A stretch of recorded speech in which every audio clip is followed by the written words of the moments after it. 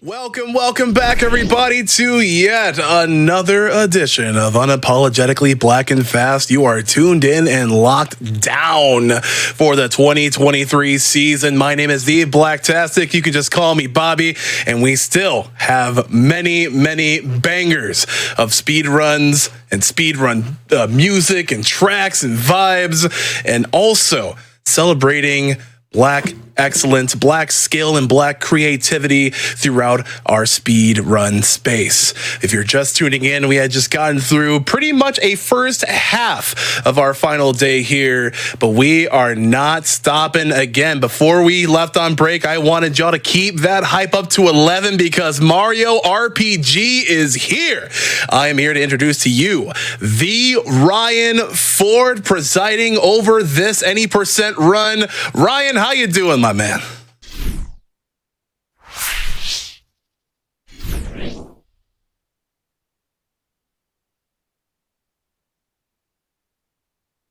Ryan? It looks like we have a little bit of difficulty just trying to get Ryan. Y'all do see Ryan there. Just give us a minute. We'll try to get everybody. We'll try to get Ryan back on track. He's currently frozen in time. We must break him out. Chat.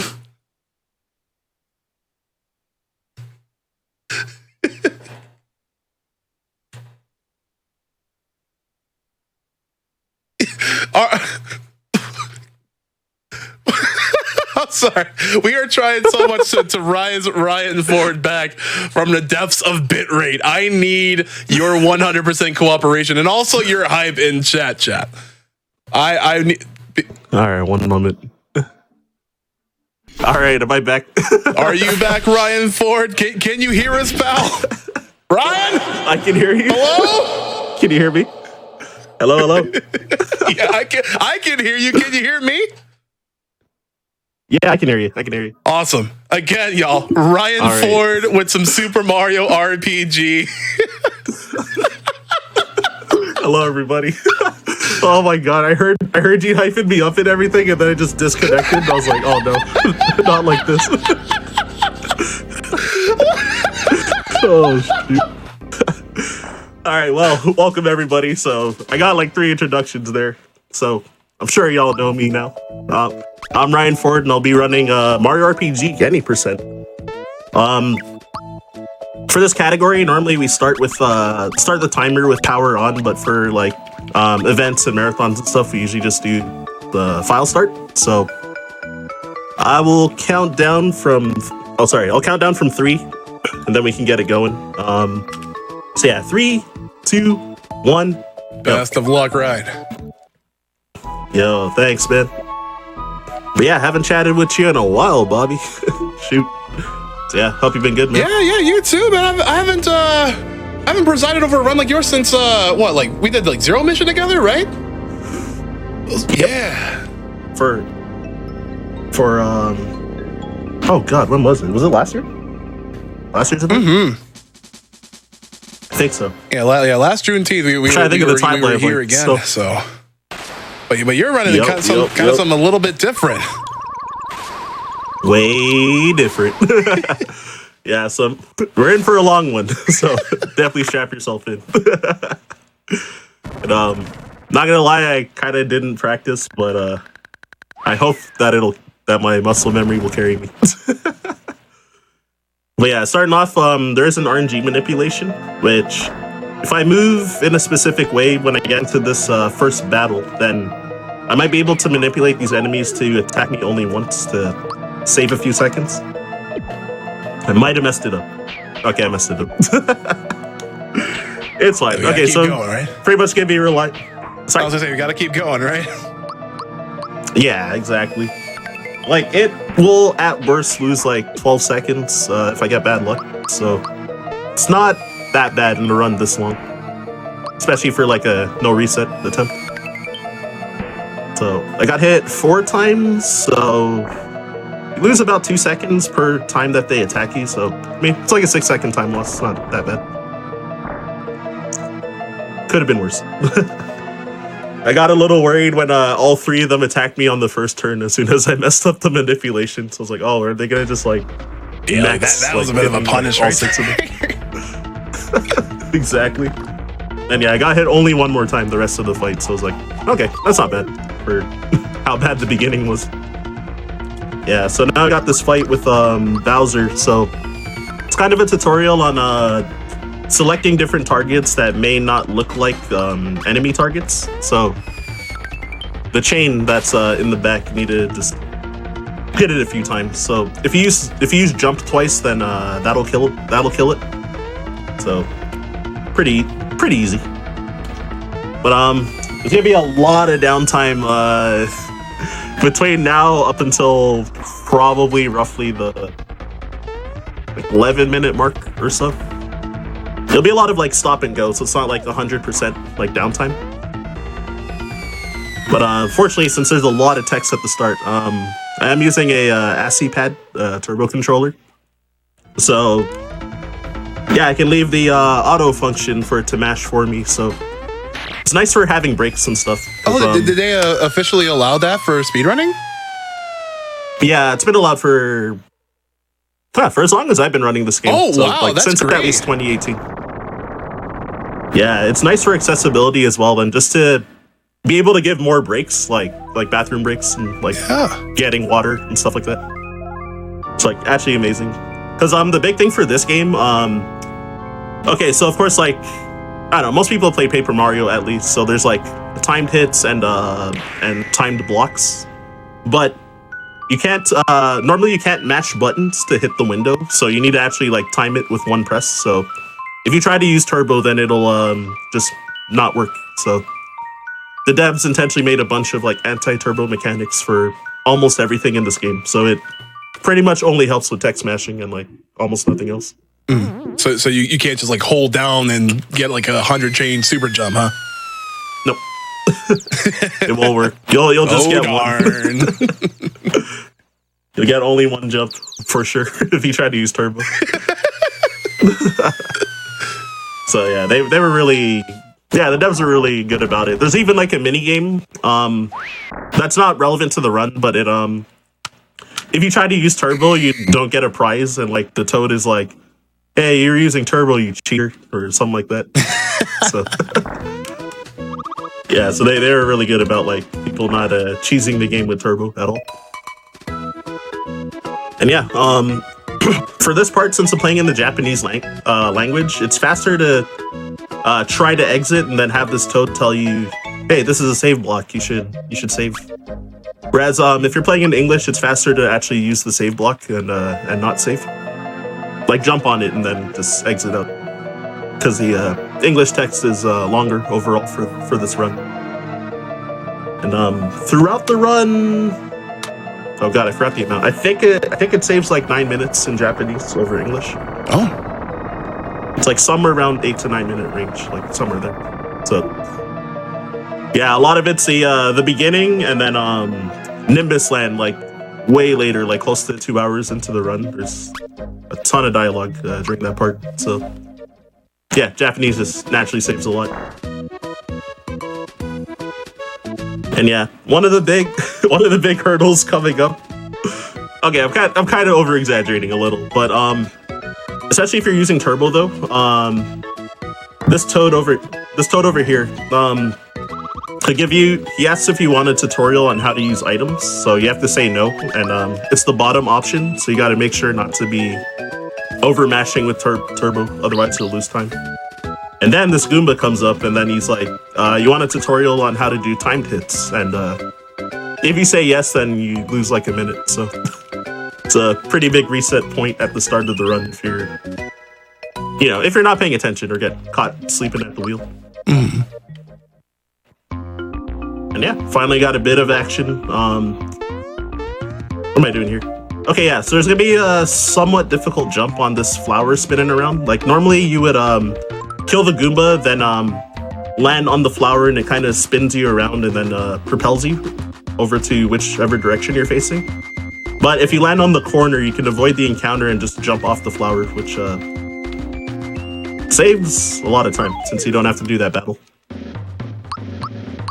And then got the Hammer Bros fight here. So a common question I get during this fight is, why don't I just kill them one at a time instead of switching targets? And the reason is that if you kill one of them, then the other one will use a move called Valor Up, which makes them take half damage from attacks afterwards. So the fight will actually go one turn longer because you won't have enough damage output after his increased defense. And these guys had 50 health, so my first jump did 43, and then the second one on the other guy did 45. So yeah, they're both pretty much like a love tap away from death at that point.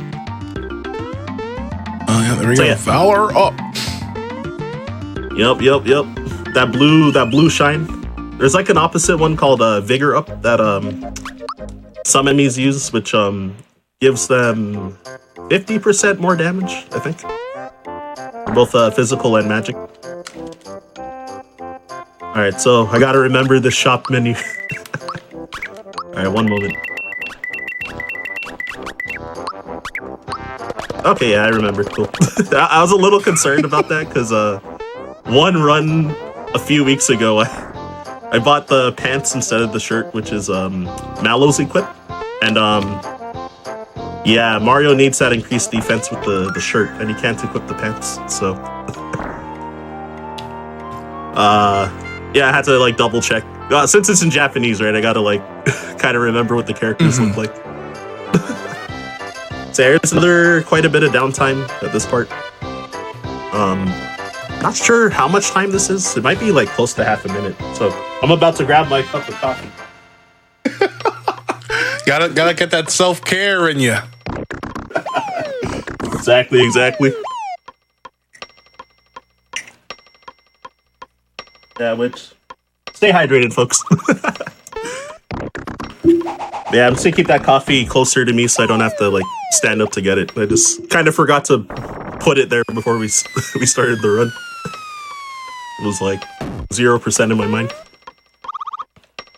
But yeah, for this game, okay, admittedly, again, since I didn't really practice, I guess a bit of a concern early is Mac skip, which the first major boss.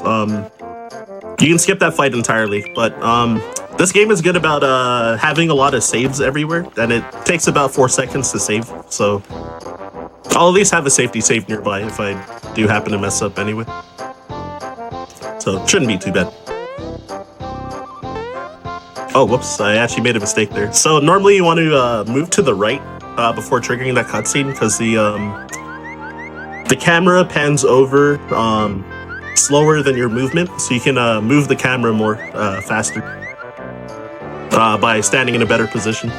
But I forgot to hold. I think I was supposed to hold right first and then down and right, but I held only diagonal at first. I think that's the. I mean, what do you mean? You're a Fox player. You're supposed to have all these angles down, dude.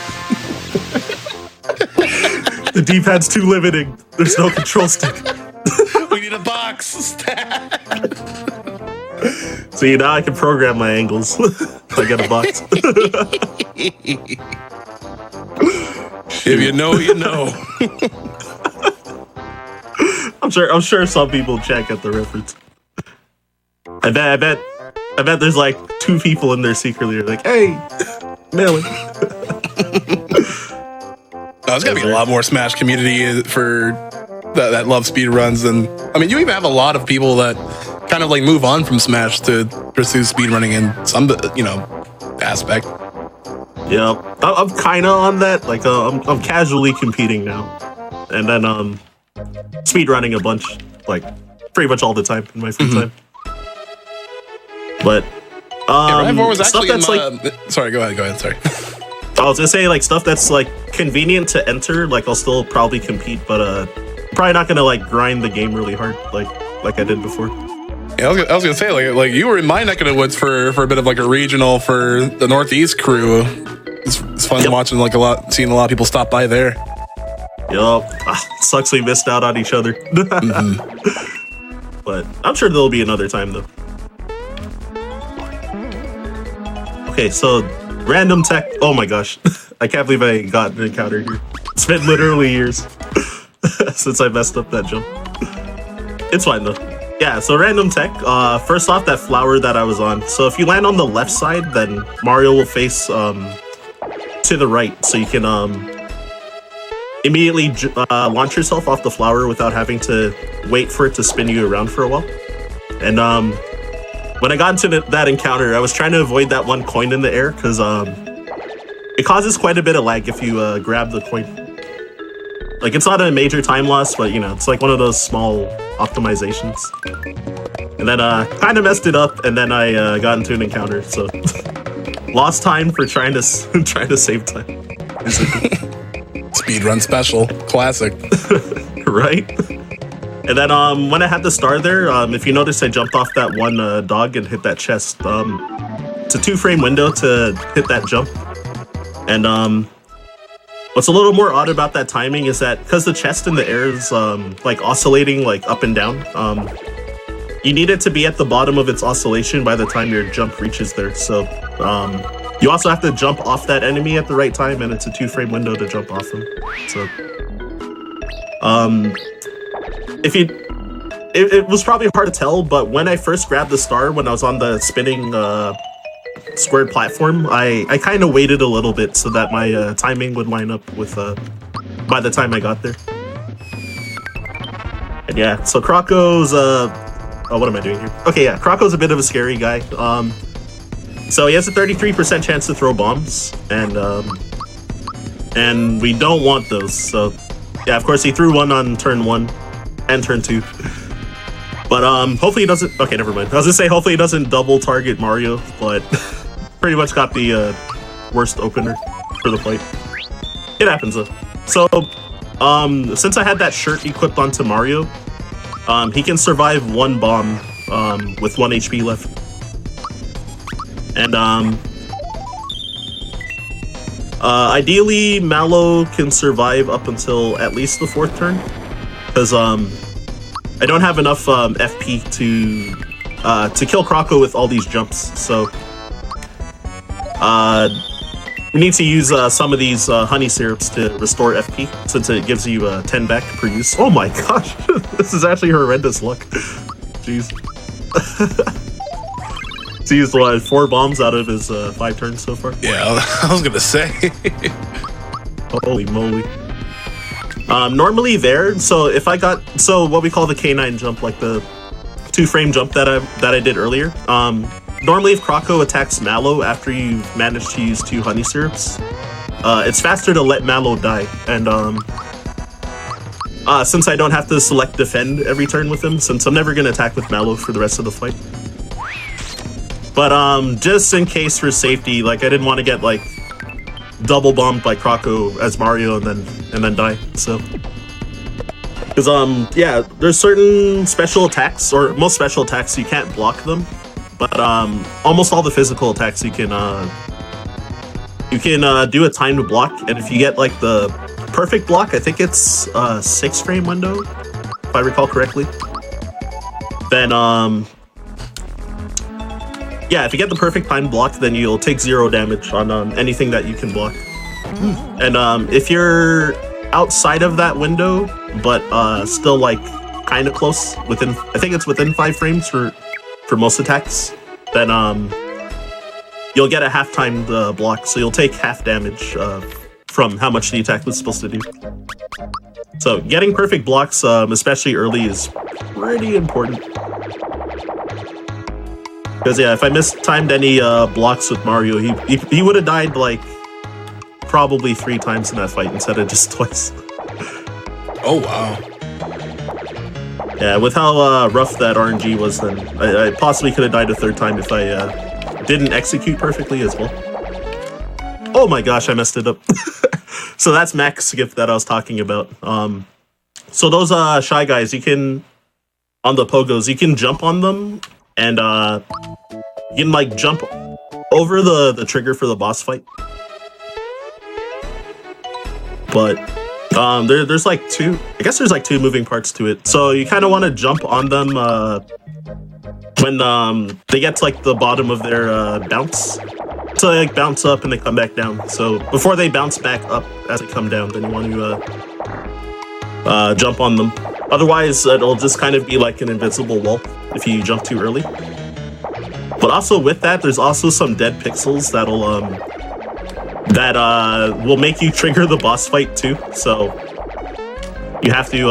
It's weird. There's like you can kind of like execute it correctly, but also still like hit one of the dead pixels and have it not work. So I think that's what happened that time. So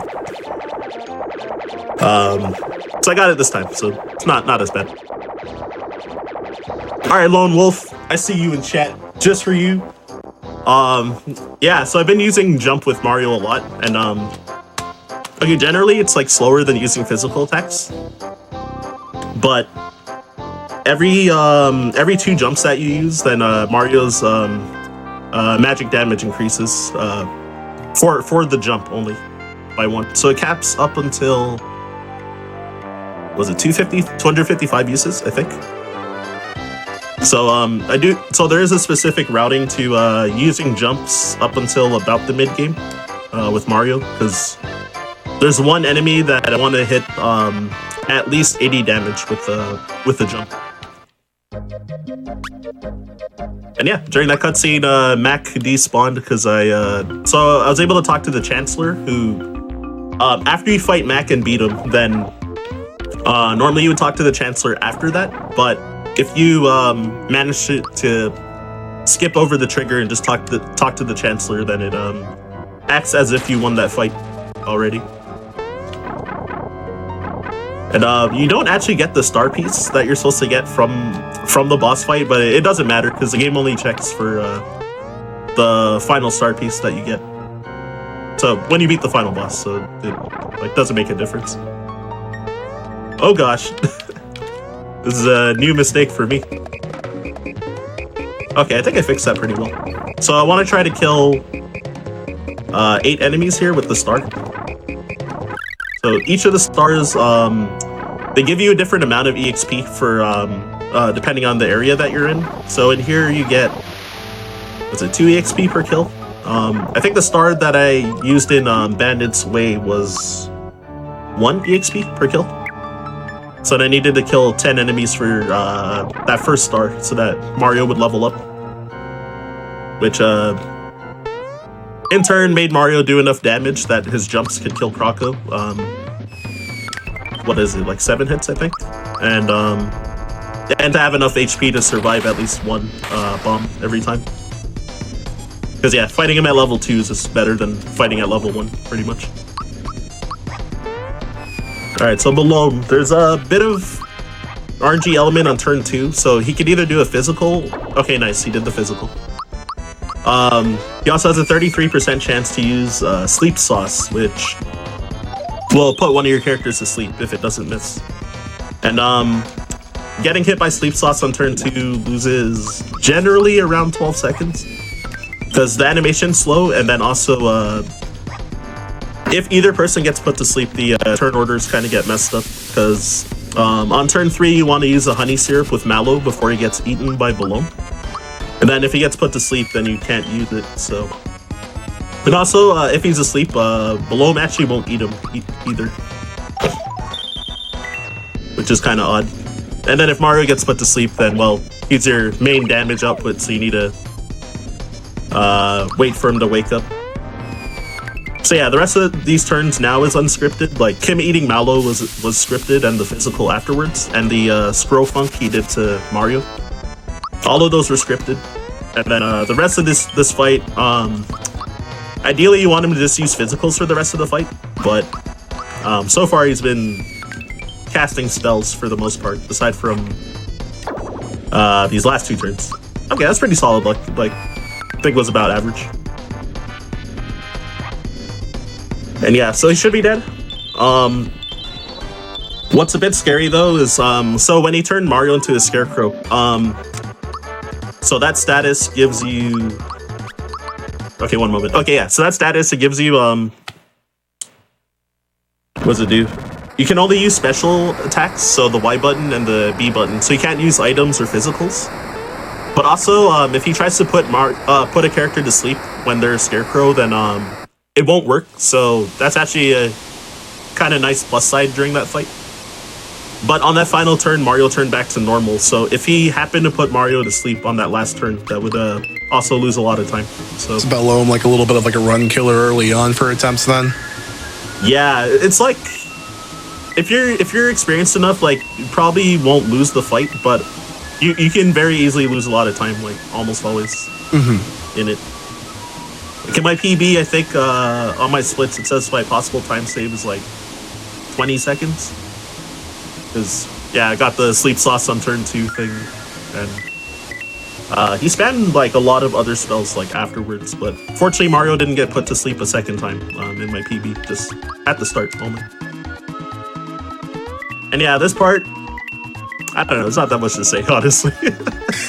We having a good old time. We having a bit of a ride. Exactly. So there's a little bit of tech. So I'm gonna stay on this side the whole time, and we want to get at least 60 coins. Ideally, exactly 60, because if you get more than 60, then you'll get one extra text box where the toad is like, I'll hold the remaining coins for you.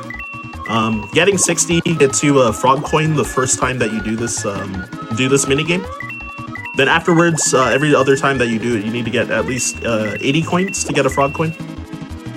And so yeah, if you get less than 60, then you won't get that frog coin, which will lose a bit of time later, because we need those frog coins to buy special items that aren't in normal shops with regular coins. So a couple things I'm gonna buy when I get to Tadpole Pond is, oh shoot, what am I gonna get? Sleepy Bomb to use on the second last boss, so I'm gonna be keeping that for like 2 hours. And what's the other one? Oh, Energizer, which I'm gonna use on the next boss afterwards, named Boyer. And so yeah, those are pretty cheap in terms of cost for frog coins. But then the next big frog coin purchase is way later when I get to Seaside Town. Then I'm gonna buy what's called the EXP booster, which is an accessory that you can equip that whoever's wearing it gets double EXP from a battle and from stars as well. And I'm gonna be passing it around through the party a lot, just so that everyone can like level up enough that they can survive like the late game boss fights, and also just like dish out enough damage too. So like by the end of the game, I think Mario should hit level.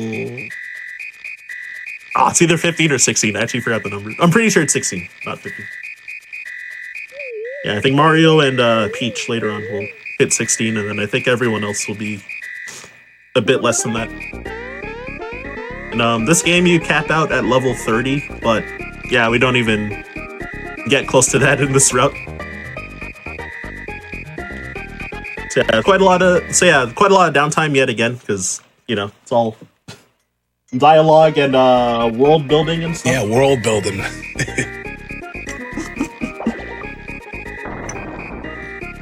So yeah, with Turbo, so there is one thing where Mr. Frog Foosh is here. At some point, he's gonna be like, "Hey, you want me to repeat what I just said?" So you gotta say no, because yes is on the top. So no. Yeah, another thing where you can find yourself in the loop. Exactly. One of my first runs, I left to use the bathroom, and then I forgot about that. It just kept looping while I was gone for like 2 minutes. And I was like, oh no.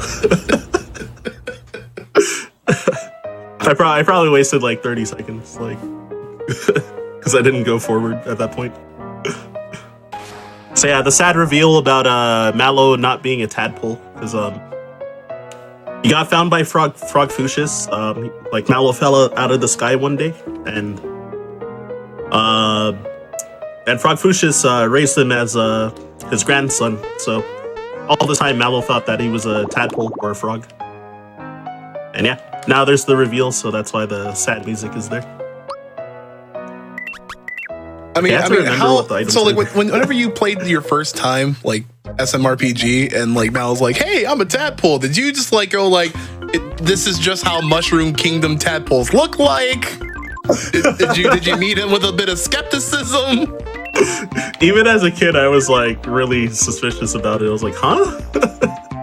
What do you mean a tadpole? He's like this like round. We've seen frogs in Mario World. We've seen fish. They look like fish and frogs. Exactly. You know? I've used the frog suit a lot. I played a ton of Mario Bros. 3. I know what a frog looks like. Holy, I played a lot of Mario Bros. 3 as a kid though. Like, Mario Bros. 3 is a darn good time. Since the age of 4, I've like played it a ton. So it's been a few decades at this point. And yeah, so yet again, more dialogue. Oh, I promise there will be some cool movement in maybe like 2 minutes from now. Kind of cool and difficult movement. But yeah, man. Shoot, I had a question for you that I blanked out and forgot the question. It'll come back to me.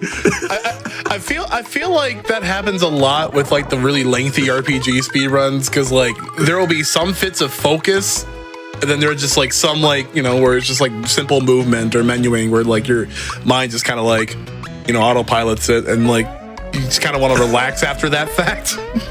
Exactly. Like I was saying again, like Brian Ford is doing an excellent job just like solo manning like the commentary with like extra knowledge and like doing all of this great you know, boss fight execution as well. So hey, give him a follow, everybody. Thanks so much for the compliment, man. It definitely means a lot. So sometimes I'm like a little bit like self-conscious about my commentary, where I'm like, oh, I feel like I'm stuttering too much or stuff like that, but it definitely isn't easy while doing a run, you know? I feel like every time I've seen a Ryan Ford run, like there's just so much knowledge. Like you just feel kind of like in your comfort zone. Maybe like after like a couple minutes, like, you know, after the introductions. All right, let me tell you about these frames. Let me tell you about these jumps. Let me tell you about, you know. So yep. Keep at it. Like I think a lot of people here also that are watching live enjoy the commentary as well. Like this is maximum comfy SMRPG on UBAF. Love to hear it. Well, back before when I first entered here, then this kid's like fanboying over Mario, and he's like, "Are you really Mario?" So I had to say no because again, yes is on the top, but. It's a little bit faster to say no, because if you say yes, he's like, prove it, and then you have to jump. Like, you have to actually press B and jump, and like, that just takes a little longer. So if you say no, he's like, oh, you're fake. Or something like that. He like sounds disappointed, but I don't know. Lying to kids is bad, but sometimes we gotta save time. I gotta go, kid. No, I'm not Mario. That's the yellow hat. Oh my gosh. And yeah, this part, there's like this cutscene, I think it's about 70 seconds, so it's like, if you're not using turbo, this is like one of the like possible bathroom breaks at the point of the run. Fortunately, since I'm using turbo, I have a ton of potential bathroom breaks, like whatever I need. How long is the controller cord? For the acid? Okay, it's longer than the Super Famicom one, but I think it's shorter than like the SNES, like the regular SNES one. Because yeah, the Super Famicom one is absurdly short. So I have like a extension cable for the like SFC controller, but I don't need that extension cable for this controller though. It's long enough. Kind of like use like my input display cables as like cable extensions for Super Famicom. That's such a good idea.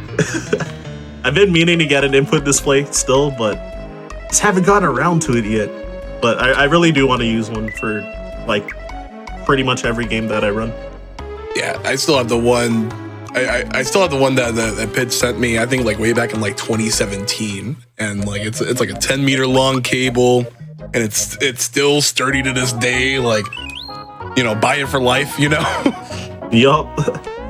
Nice. She's the one that I was thinking of trying to commission to make one if she's still available. Highly recommend if she can. Yeah, exactly. I know she's been busy with a ton of other stuff, so you know. A lot of people are inquiring about Gino. What are your thoughts about Gino, SMRPG runner? Overhyped, or should he make a return? Well, should have been in Smash. He was Absolutely snubbed by Piranha Plant. Piranha Plant's cool though, dog. He's actually a cool character in that game. I'm not gonna lie. Piranha Plant. Absolutely. Just wanted to like call out one character. I think you're gonna rile some conversations in the comments section about that. Like Piranha Plant. What? It's me. I'm sure commenter. I'm sure someone got upset about that. But let us know in the comments below, y'all. What do y'all want from Gino? Do you want him to keep?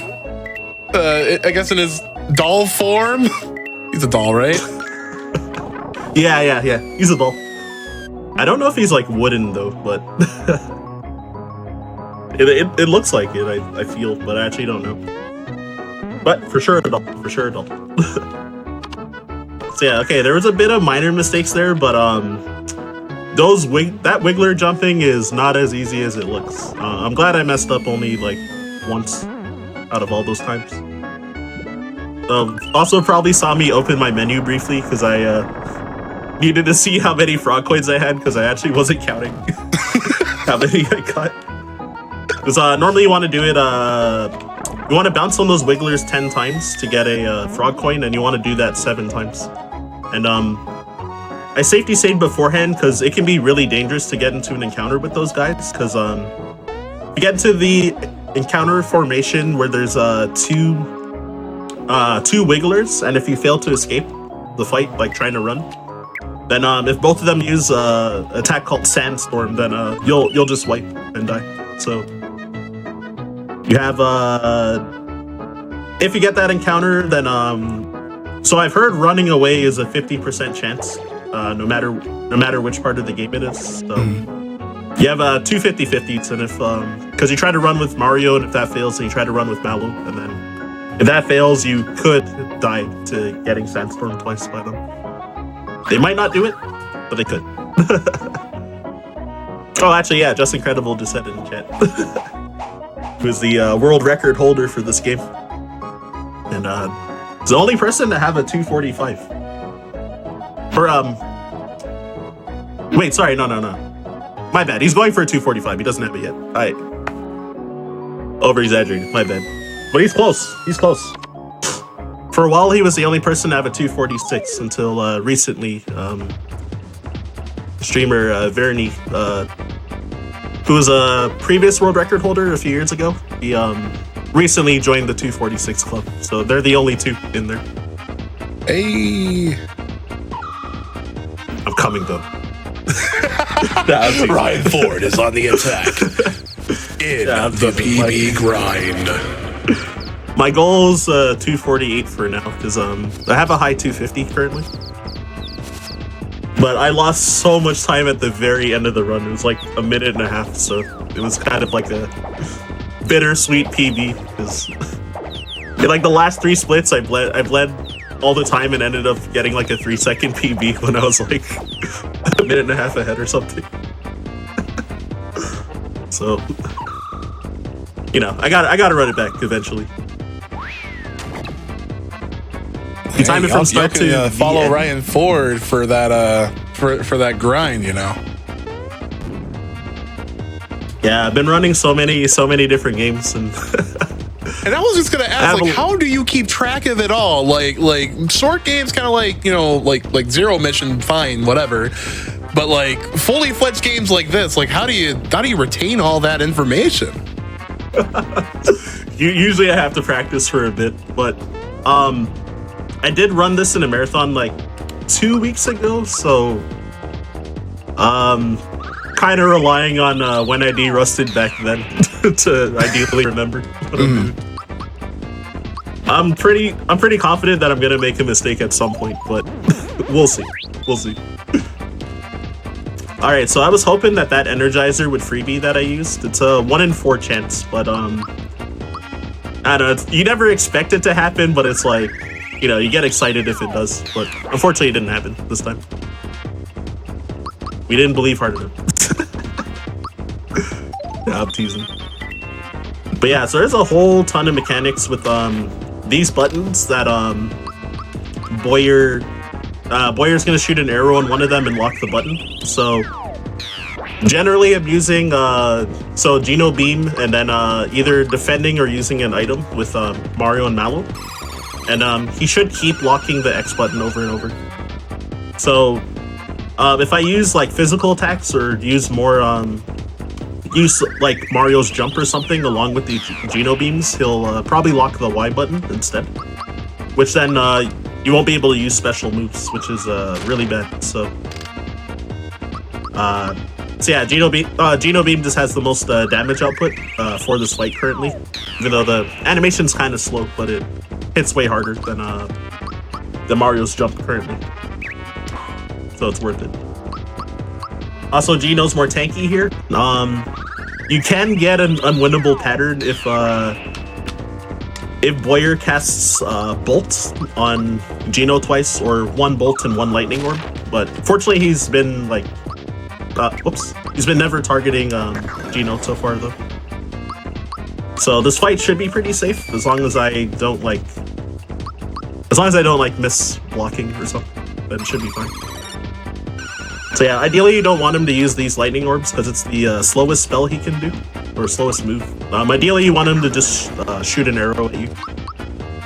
Which, so yeah, if he uses bolts, it loses 3.5 seconds over using over him just shooting an arrow like he did right there. And then lightning orb loses 5.5 seconds every time. And I think he did it 3 times in that fight. So no, twice. Sorry, twice. That's like about average, I think. And then yeah, that last turn, so when I use Geno's attack and Mario's jump, then what happened there? Oh, so I made Boyer lock the Y button. And when you do that, he has I think it's like a 2 in 3 chance to use his regular arrow, and he has a 1 in 3 chance to use an arrow that puts a character to sleep. And the sleepy arrow loses about 7 seconds, and it loses more time if he puts Geno to sleep particularly, because then you can't finish him off. So that also happened to my PB, and Geno got put to sleep twice, so I lost like close to half a minute there. So it's like one of the quote unquote free time saves in my PB there. I think it was so you got 2 Chaos Emeralds now? Yep. The first one wasn't seen though. I think the first one's blue, if I recall correctly. I don't know, I never get it anymore, so I forget. Oh, there it is. It shows on the screen, but oddly enough, like, so if I didn't grab, so before getting that second star piece, okay, normally when you grab your first star piece, then in the pause menu, there's a star pieces menu, and if you skip Mac, that menu actually doesn't show up until you get this star piece. So yeah, the game actually like skips it. Got you baited again. 2 crystal stars. Whoa. This ain't Paper Mario.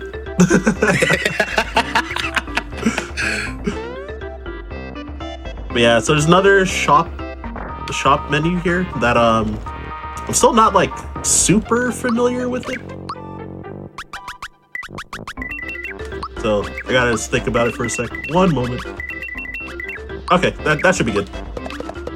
Oh wait, I mismenued there though. Okay, we're good. Yeah, so things I bought there was weapons for everyone. So punch glove for Mario, symbols for Mallow, and a finger shot for Geno. And then I bought 4 work pants, which work pants, aside from the super suit, the work pants is like the only armor in the game that I'm pretty much going to be using from this point, because it gives Oh, what does it do? Oh, it gives you a little bit of offensive stats, and it gives speed as well. It's like the only armor aside from Super Suit that gives speed. So, so defensively, the characters are all kind of weak, but we need the speed to be able to, like, generally to be able to go first in boss fights. So it makes a huge difference. Also, I see Vanessa in chat. Oh, that's yeah, always peeping. Yup. Seen a few messages in there. Yeah, fortunately for those text options, where you needed to say yes to those guys, since we're actually supposed to say yes and it's on top, then you can just, you know, autopilot the whole time. It's easy. Bro, what else did I do in that shop? Oh, I sold 3 Kero Colas, which are worth 200 coins. Their normal use is in battles. They full heal your party for and fully recovers your flower points as well, which is an incredible item, but it's also just worth a lot of money. So we sell most of them in the run. And I sold a flower tab, which permanently increases your max flower points by 1, but it sells for 100 coins, so it's worth it for later. All right, so this guy is a jerk. Croco 2. One of the biggest RNG disasters in the run. So, if you're good at blocking, like, you shouldn't lose the fight, but he's more likely to throw bombs early in the fight. And if he throws a bomb at Mario, then he's dead. I gave Mallow an HP bonus on his last level up, so he can survive 1 bomb with 1 HP. So, ideally, you just don't want him to throw it at Mario at the start. Or throw 2 in a row at Mallow. So fortunately, I got pretty lucky because he did his regular physical attack on the first turn, which for me is so rare to happen. And yeah, then he threw a bomb at Mallow, so that means I can keep all of my damage output as long as I don't miss a block with Mallow. Because yeah, now that he stole the team's items, and he won't throw bombs anymore for the rest of the fight. So instead, he has a move called Chomp, which is this thing where he throws something out of his bag, but you can actually block it, so it hits pretty hard if you mistime a block, but once you get used to the timing, like, you just always take 0 damage. I still ideally would like him to do a regular physical, like this. Oh, that was nice. And it missed Mallow too. Nice. And yeah, the one other issue though, for this fight, which I got pretty lucky, Croco has like a somewhat high evasion stat, so sometimes your regular attacks can miss too. And yeah, if your attacks miss, then, you know, it just wastes time because, you know, you're losing out on damage output. So he missed me, which was more lucky. It didn't really save time over, like, if I had blocked the hit, but it's still nice to have that peace of mind. Also, okay, so Justin, I know Justin's in chat. I don't know if you were looking, but did I get the flower box drop or no? I wasn't paying attention. So at the end of the fight, Croco has a 25% chance to give you a flower box, and if you use it, it raises your max FP by 5, but it also sells for 500 coins. So if I got it, I would like to sell it for later. Okay, and so for... Okay, I got pretty lucky here. The star that I got there, there was one Bob-omb that was below the star, and ideally you want to... what's it called? Oh, whoa! Yeah, so before getting the star, you want it to be close to you, and then you can... what's it called? You get the star and then kill it, but it like walked the opposite way from me, so I was like, alright, I'm just gonna ignore it and try to kill one extra enemy on the path while I had the star. So otherwise you can kind of mess up your EXP, and like Mario might end up being short a level, but fortunately I fixed it by killing enough enemies. And it can be pretty easy to like miss walking into a Bob-omb because they're like walking in kind of random directions, so you kind of have to react to where they're going, but also like generally try to cut off their path of like where they're walking when you try to run into them. And it can be a little more confusing with like isometric hitboxes sometimes to move correctly as well. So yo, thanks Justin for checking, by the way. Okay, yeah, so Flower Box is another drop that's like not expected to happen, but it's nice for the mid game. But yeah, unfortunately no drop, so it's kind of a. So is there like a backup for items that you got to sell?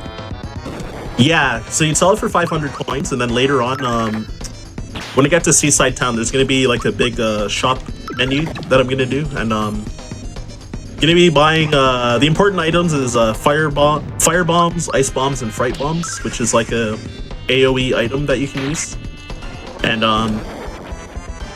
with 500 coins, you can buy 2 extra ice bombs. So then you don't need to rely on freebies. On like trying to get a freebie when using ice bombs in some battles. Because getting a freebie when throwing those bombs is like a 25% chance each. So it's another one where you kind of don't really expect to get that many freebies, but it could happen. So ideally getting the Flower Box drop just means that you would need like 2 less ice bomb freebies throughout the run.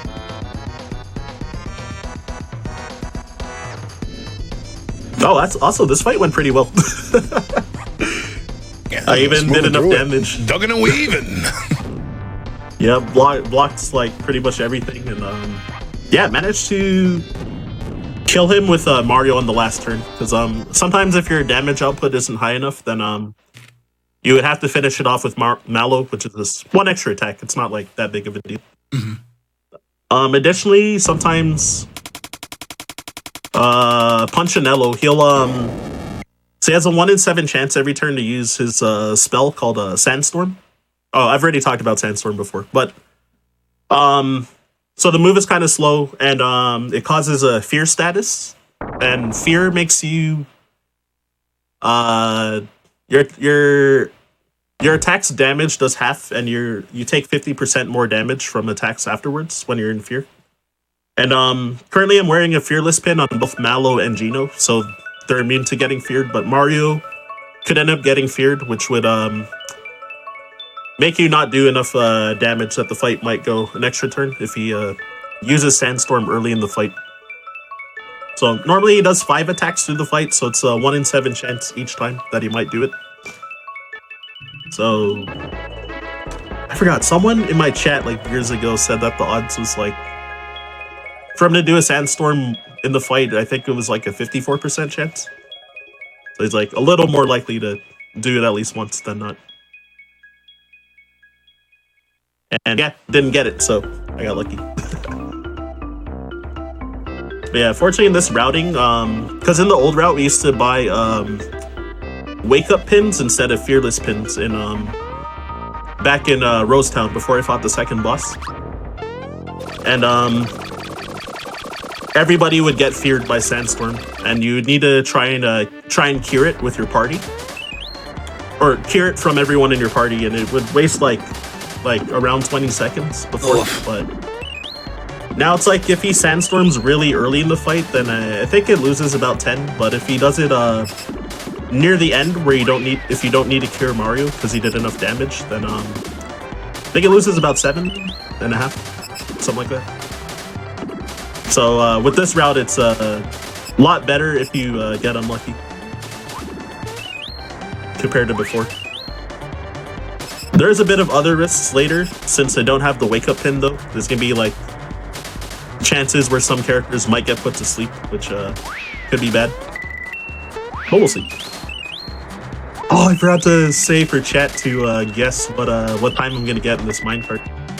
Yeah, JC kind of jumped the gun there, but place your bets now, Chad. Yeah, I saw Justin said 158. So or I guess if I make now, like. But, yeah. Oh god, there it is. That might be 158 pace now. Ooh. To say if I make like one mistake, then it might be 158. But if I don't make mistakes, like at my level, it'll usually be like the high 156 or a maybe like a low 157 generally. And then yeah, usually if I make, depending what happens, if I like fall off the track and crash, then it'll usually lose about a second and a half per time. So I can make like 2 big mistakes and maybe get sub 2 minutes still. This is tense. All right. Like, all right, this part's pretty cozy now. I think that's actually 158 pace. Or like pretty much guaranteed to be a 158 now. So this part, there's almost no way for me to lose time here.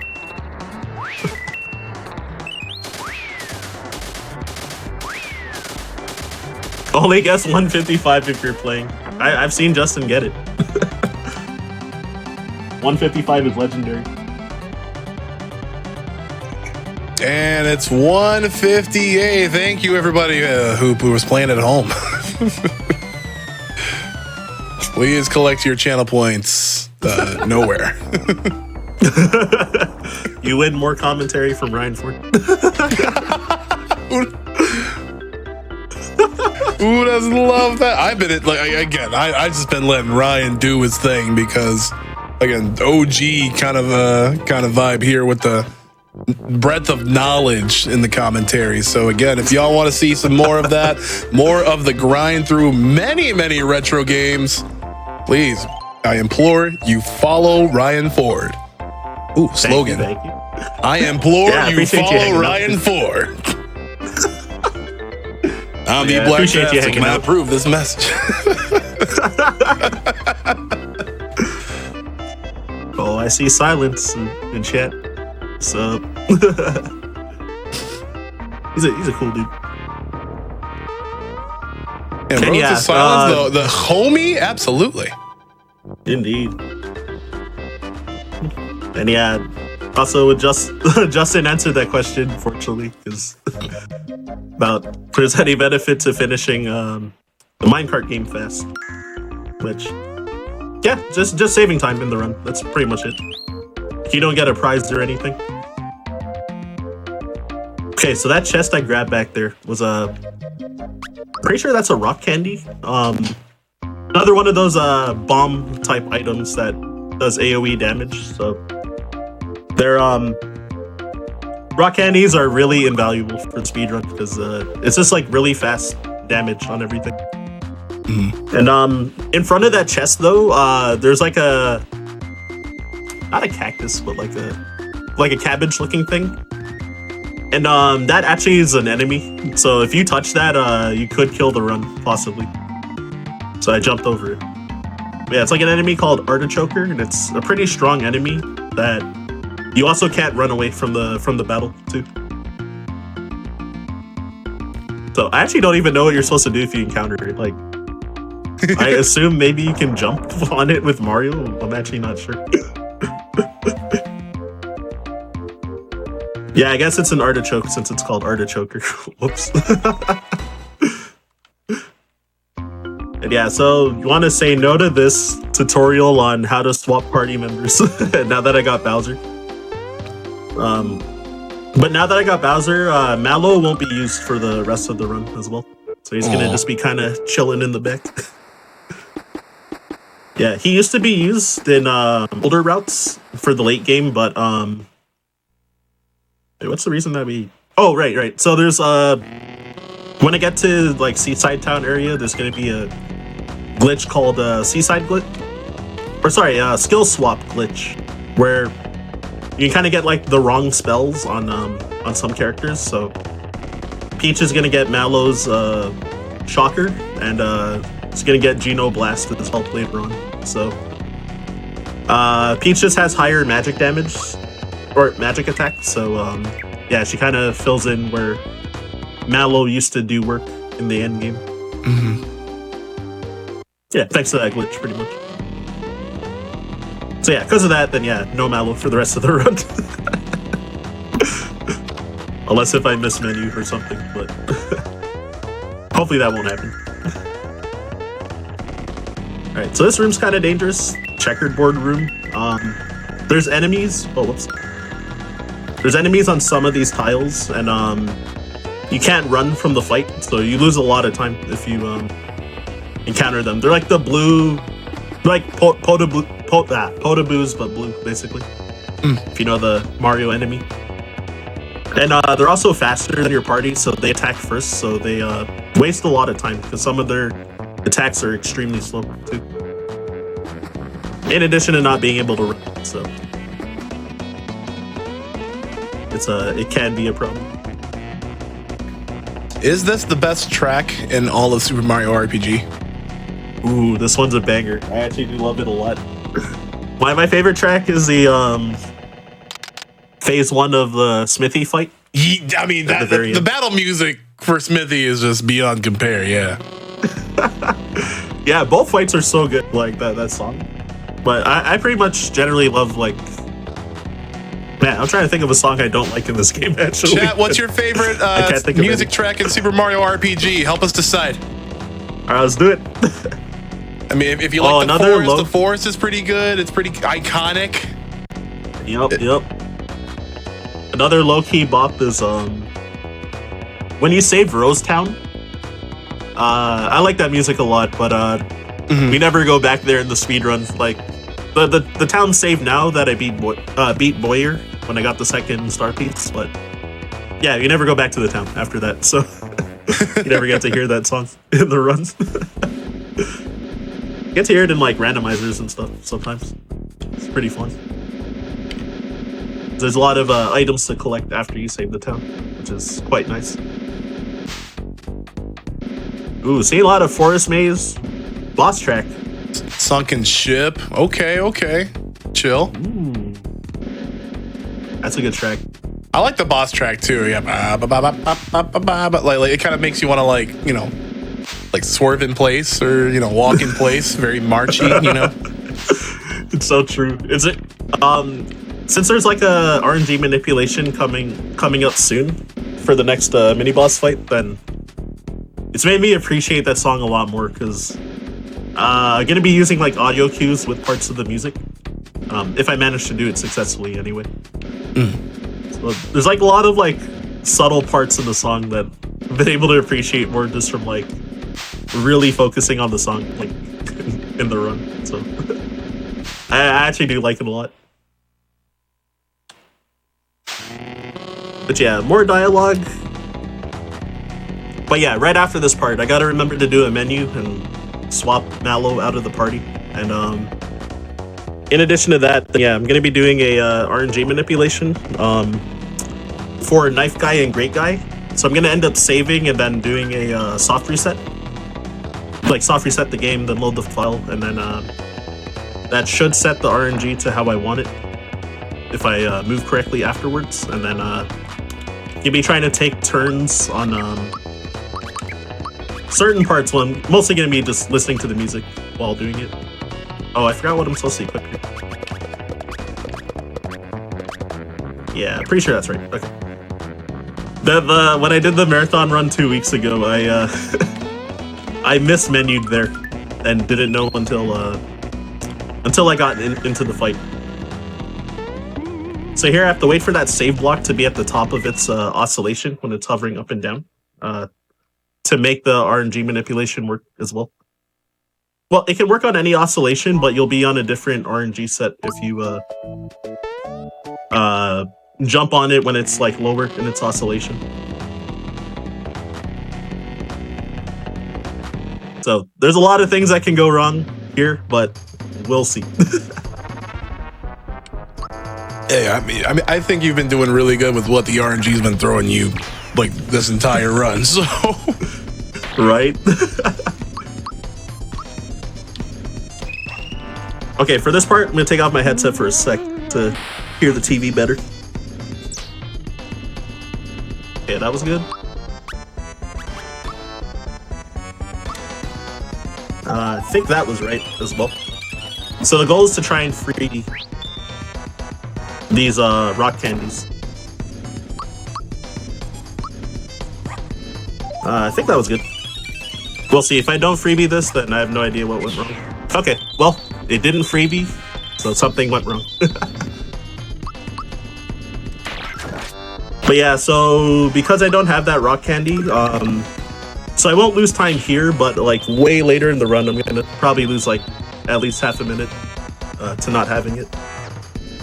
It happens though. Yeah, for whatever reason, that particular one seems to like not work most of the time. So I used it too early. They just dip. They just jump from the balcony, like maybe thousands of feet up, like right? Oh, Mushroom Kingdom. Yeah, because during the cutscene when you get Bowser and like when the screen pans all the way up to show that Peach is up there, like that's pretty high up. It's pretty freaking high up. Yes. You just jump down that. I mean, I know Mario can jump, but like Bowser, like dog.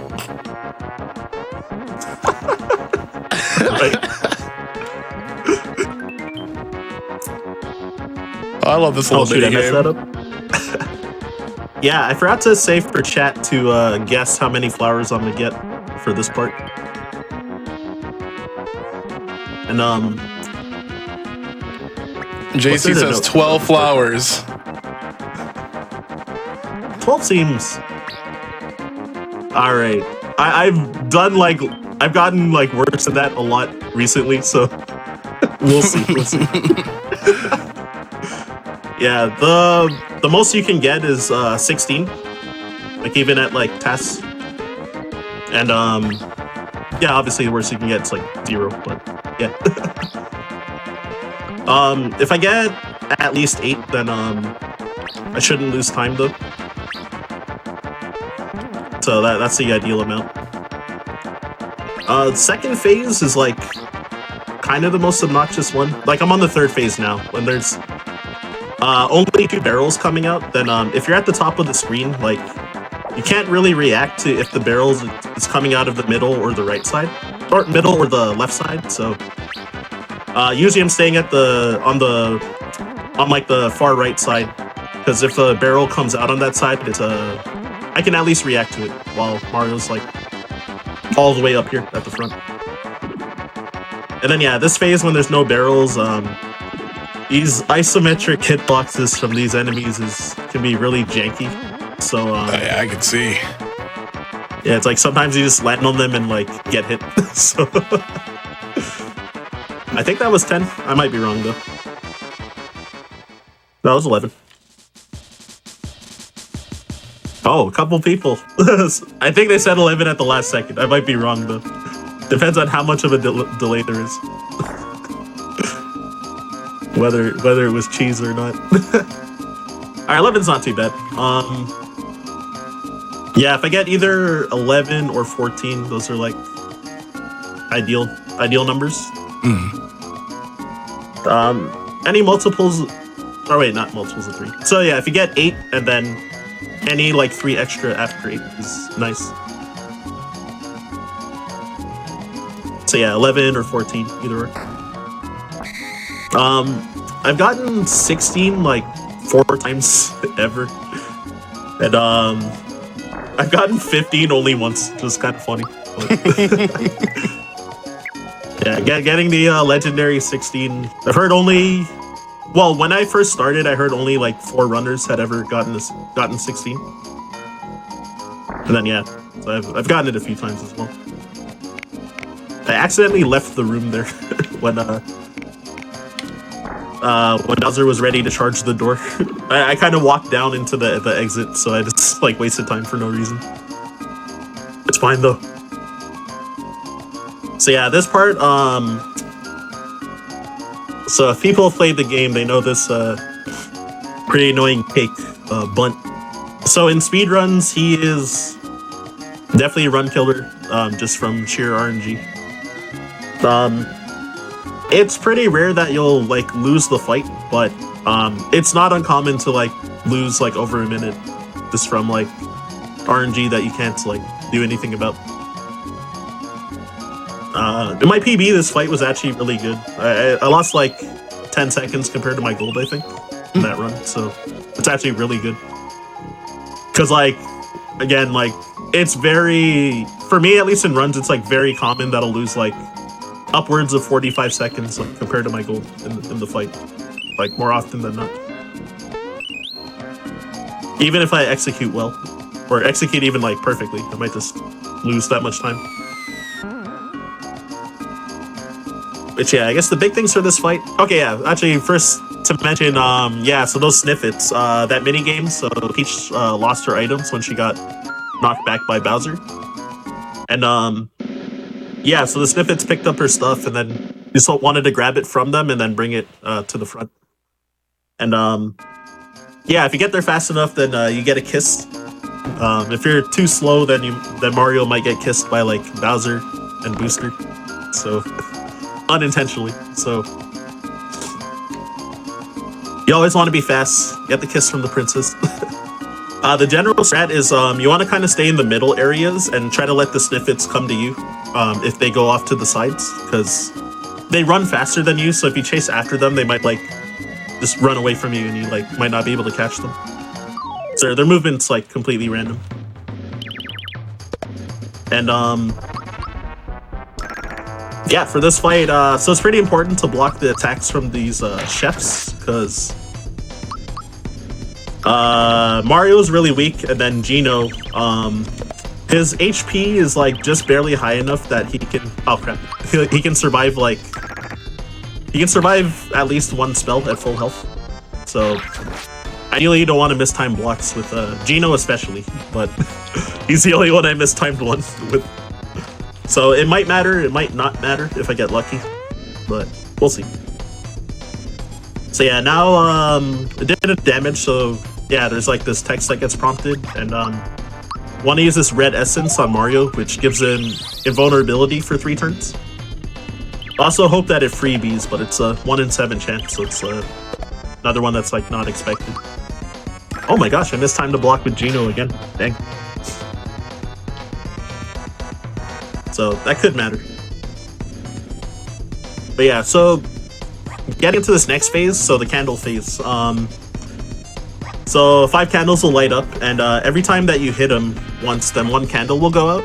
And then when all his candles are out, then you need to hit him once, and the head will die. So ideally, you want to start this phase on Bowser's turn so that you can get in 2 attacks before the cake attacks. The cake also, when he gets his turn, 1 candle will relight. Oh, that's lucky. Oh, this is really lucky. He did 2 physicals. Ooh. Yeah, so he has, I think it's like roughly a 50% chance to do a physical, and then 50% chance to not do a physical, so. The bottom cake part of it can use Drain Beam, which is this move. I think that's his highest damaging move on the bottom. And then the top one can do a whole mess of things like, oh, the bottom can also do Sandstorm, that's its other spell. Which, fortunately with Fearless Pin, we don't get feared anymore in this route, which is nice. But the top part of the cake, he can do Lullaby, which could put 1 person to sleep. It's the worst if Geno gets put to sleep, because he loses his turn, and then you gotta use Bowser to wake up Geno with, what's the item? Able Juice. And then yeah, Bowser loses his turn trying to cure Geno, basically. Yeah, so, you're just missing out on a whole bunch of damage. Like basically, what's just a full turn. Yeah, and it makes the candle phase go, yeah, like another extra turn. So it's like bad, because optimally you want to get a 3-turn candle phase like I did there, because I just got lucky. But if he puts Geno to sleep, I think it's like guaranteed to go like 5 turns at least. Oh! Could go worse if he spams like more spells or keeps putting people to sleep, or you know, just eventually kills Geno, because he won't hold out forever. So and then the top part of the cake also has another move called Diamond Saw, which is supposed to be pretty rare for him to use, but it does 58 damage to Geno, so he can, if he's at full health, he can survive with 1 HP. I think it does like around 30 to Bowser, so like Bowser can tank at least like 2 of them and survive. So Bowser's pretty important for this fight, because he like doesn't take a lot of damage from most of the stuff, so he can survive for a long time, most of the time. Especially now with Fearless Pin, because before, if he got feared by Sandstorm and got Diamond Sawed, he could like almost die in 1 hit before. Or, well, 2 hits, technically. So yeah, since Mallow's not going to be used for the rest of the run, these level up bonuses, just going to be giving him HP since it's in the middle, so it's just a little faster to pick it. And, oh, I guess I never talked about the bonus stuff, bonus stats. So, there is a specific routing throughout the run that you want to do with those bonus stats. So, for Mario, every multiple of 3 for his level, you want to give him attack. And then, every level that's not a multiple of 3, then just give him special. Except at level 15, I'm gonna also give him a physical too. And then Bowser, pretty much always give him attack, except at level 10 and level 13 we give him HP, which will make him possibly survive an attack from one of the late game bosses with 1 HP.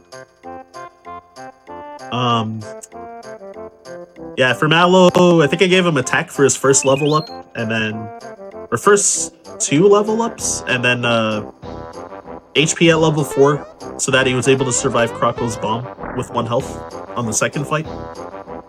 And then gave him attack afterwards, since we just used physicals on Punchinello the whole time. And then for the rest of the run, we just give him HP, since he doesn't get used anymore. Then for Peach, she's about to join the party soon, but she, her first level up, we give her HP, and then I think the rest of the run, we just give her a special after that, if I recall correctly. And then Gino, we give him, so he starts off at level 6, so at level 7 and 8, we give him HP, and then I think we just give him attack for the rest of the run after that. Since he has a lot of cool spells, but we still mostly just use physicals with him throughout the fight. Or his support move, Geno Boost, which will give gives an attack boost to whoever you use it on. But if you do the timed action for it, then it'll give you a defense up as well. So mostly you're gonna do for kind of dangerous fights, you're gonna use like a timed Geno Boost to so that people will take like half damage from hits without having to block a hit.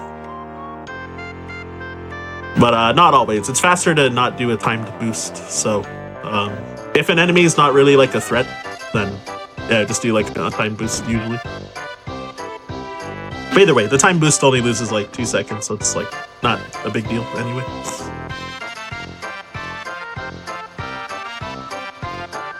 And yeah, so sorry, I got enamored by the hype train. I was starting to look at it.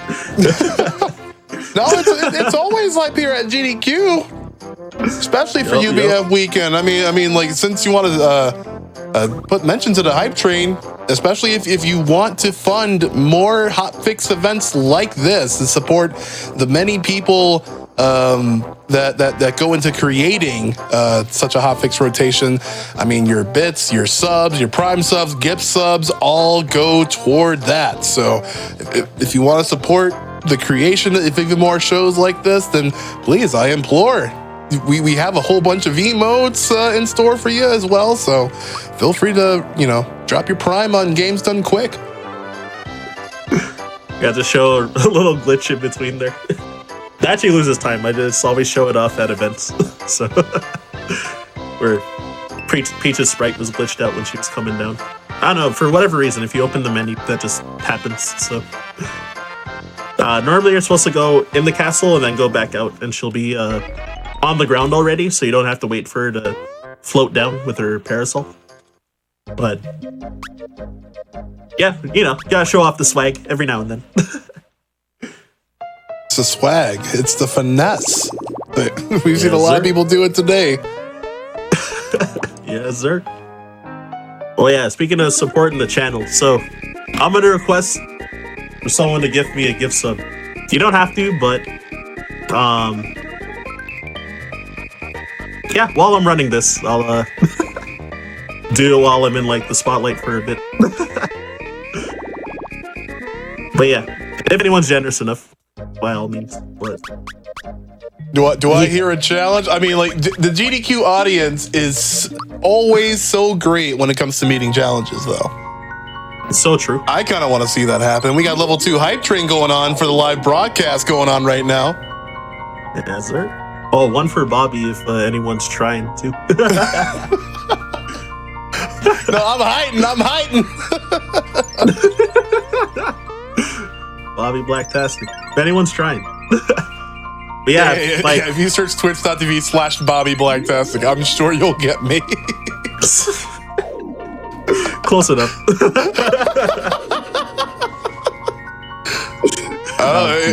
Who knows? It might be the precursor to a brand change. I don't know. This ain't about me. What's Star World about? I saw I got gifted, and I was trying to like shout out the name, but I can't look while I'm running. Okay. I got you. When I get downtime. Card, thank you very much for the gifted sub. Eris, thank you very much for the gifted sub. The Blacktastic. God, love that guy. Oh shoot. Hey, the shilling worked. Modino, thank you very much. Yeah, what is this? This is going completely off the rails. All right, back to the game. Let's go. I usually do that during, but also go ahead, Ryan. Yeah, usually during Hotfix shows, I usually show like that for a gift sub, but I actually forgot to do it when I was on the Passion Project on Wednesday. So wait, hold on, wait. Oh, that was the wrong Ryan Ford. We got the real Ryan Ford now. Shasta got Oh, Shasta though, coming in the clutch. Yo, thank you. Right. I baited with the wrong name. Some imposter got you got a Flexo too, Ryan Ford, the man of many hats.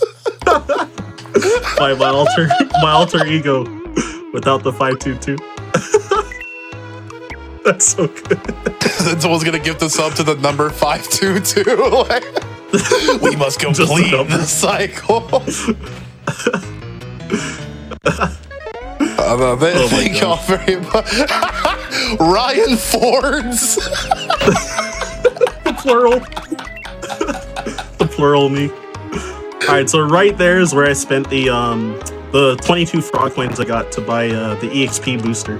I was a little worried that I might have had only what's it called? Only had hold on, I made a mistake. I sold the EXP booster. I forgot to equip everything on the characters, and I just like sold all of my equips in the menu afterwards. It's good that I caught that mistake, because I honestly don't know what I would have done if I like saved after that and then realized. Oh my gosh, there's so many there's a lot of Ryans in the chat right now. It's a lot of fraudulent Ryan Ford with an I. Oh my gosh. What did you do? What button did you press? Ryan Ford will return. An Infinity Ford. So many different memes now. Okay, so this menu. Okay, just remembering what to do real quick. Okay, I think that's right.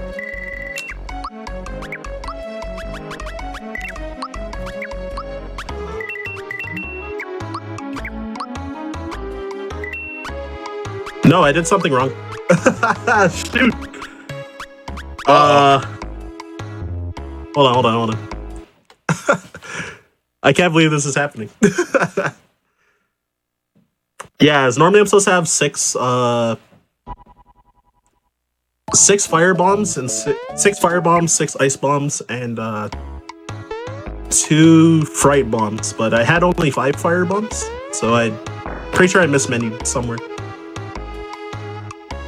Okay, so that I don't have to buy this EXP booster every time, I'm gonna what's it called? I'm gonna save again. All right, if I mess this up this time, I'll like read the notes carefully, so it might take a few seconds. I do have like tabs up for notes, but I haven't been like scrolling through them. I figured I could remember most of the stuff. But don't worry, I got this.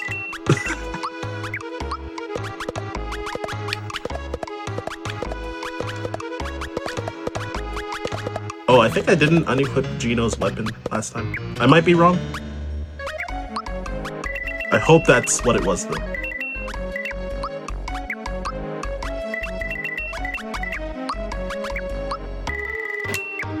Okay, yeah, that looks correct this time. Yeah, okay, yeah, this is for sure good. Okay, cool. Yeah, I think I just forgot to unequip Gino's weapon in the previous menu. Or the previous time I messed up. So I was trying to look really hard at like what everyone's equips was, and in terms of how I moved, like in the menu, I knew I moved a little wrong, but I thought I corrected the menu movement. But yeah, I think I missed that one thing. So it's fine. It's fine. Okay, yeah. So now the big trick, skill swap. So swap in Peach and Mallow. So when Peach hits level 10, the character slots, the game thinks that Mallow is still in that slot, and Mallow learns Shocker at level 10. So instead, yeah, in that slot, the game will think that Peach is learning it instead. Huh. So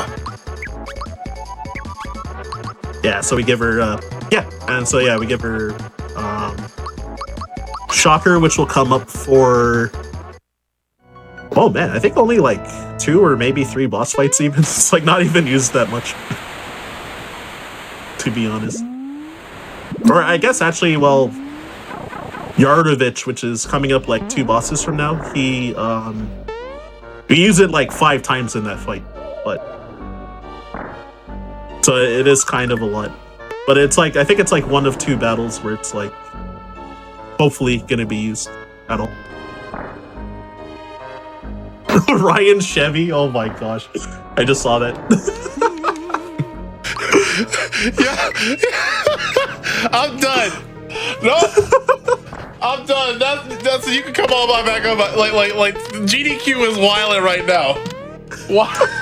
GDQ chat is wilding right now. It's a lot of people being really generous though. It's a lot of generosity with the gifted subs though. Like that's amazing.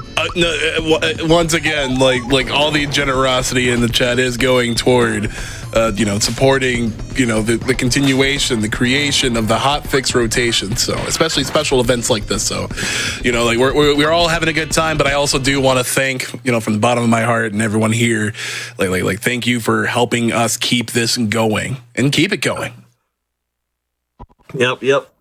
So I forgot to change equips. I just realized. I was like, what's happening why is Mario going first? Yeah, I forgot to, so after that star, I forgot to swap, I forgot to swap accessories with Gino and Mario, so.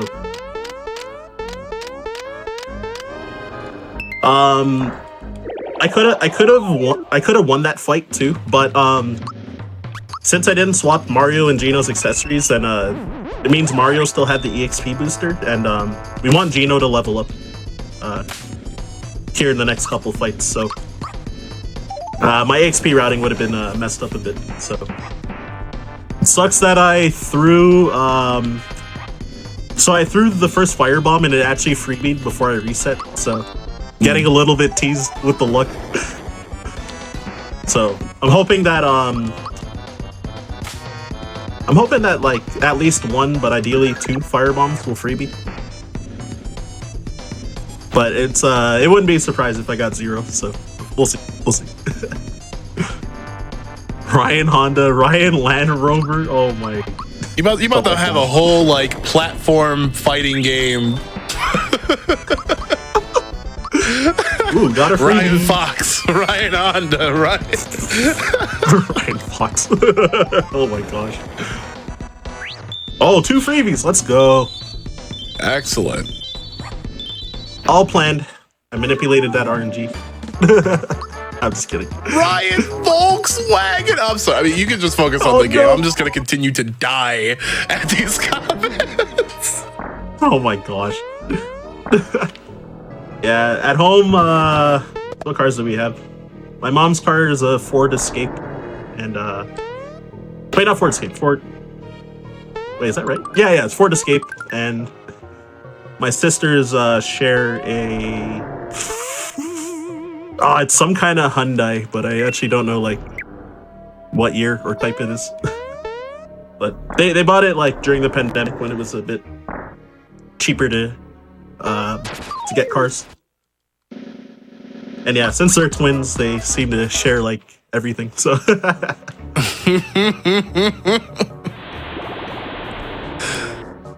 Cute little sisters. Alright, so that fish was a jerk and I got into an encounter, but I got a first try escape, so it wasn't too bad. Probably lost like 7 or 8 seconds, if I were to guess. Alright, gotta remember to do this menu. And yeah, so when I did the, what's it called? That curtains minigame way back in Booster Tower, got an item called the Amulet, which raises your offenses a bit, and some hidden things that it does, it makes you take half damage from elemental attacks. I think Water Blast does not count though, for whatever reason. Oh my gosh, another freebie. Let's go. Let's go. And the Amulet, it also drops your speed, so it does kind of matter for turn order as well for some of these fights, because for example, like the 100 super jumps is going to be coming up soon. Hopefully I don't mess it up, but it we want Mario to go last in that fight, because we want Geno to use Geno boost on him, so have him go first pretty much. Ninja Ryan.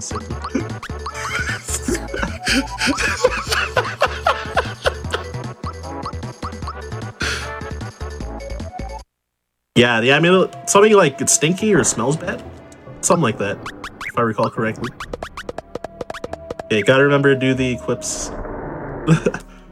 When I was new, I've multiple times just run into this fight without like doing the menu there, and just like kill or run. Wait, Saving a lot. Hold on. Wait, oh wait, this is a good fight. Go ahead. Oh, no problem. Actually, I'll be probably just like, I probably won't be talking during the super jumps, but yeah, if you want to like talk during it, by all means. No, I just wanted to point out this copy pasta in the chat. Oh, go ahead. You're taking a glimpse at it. Hold on. I gotta pull this up. You ever played classic SNES RPG featuring an Italian plumber, a dragon, and a princess fighting a sword so fast that you wind up getting featured on a whole Twitch channel dedicated to running through games equally fast? That's what it's like to drive the Ryan Ford F-150. Shoot, I dropped it. I think I got 30. I like that pasta though.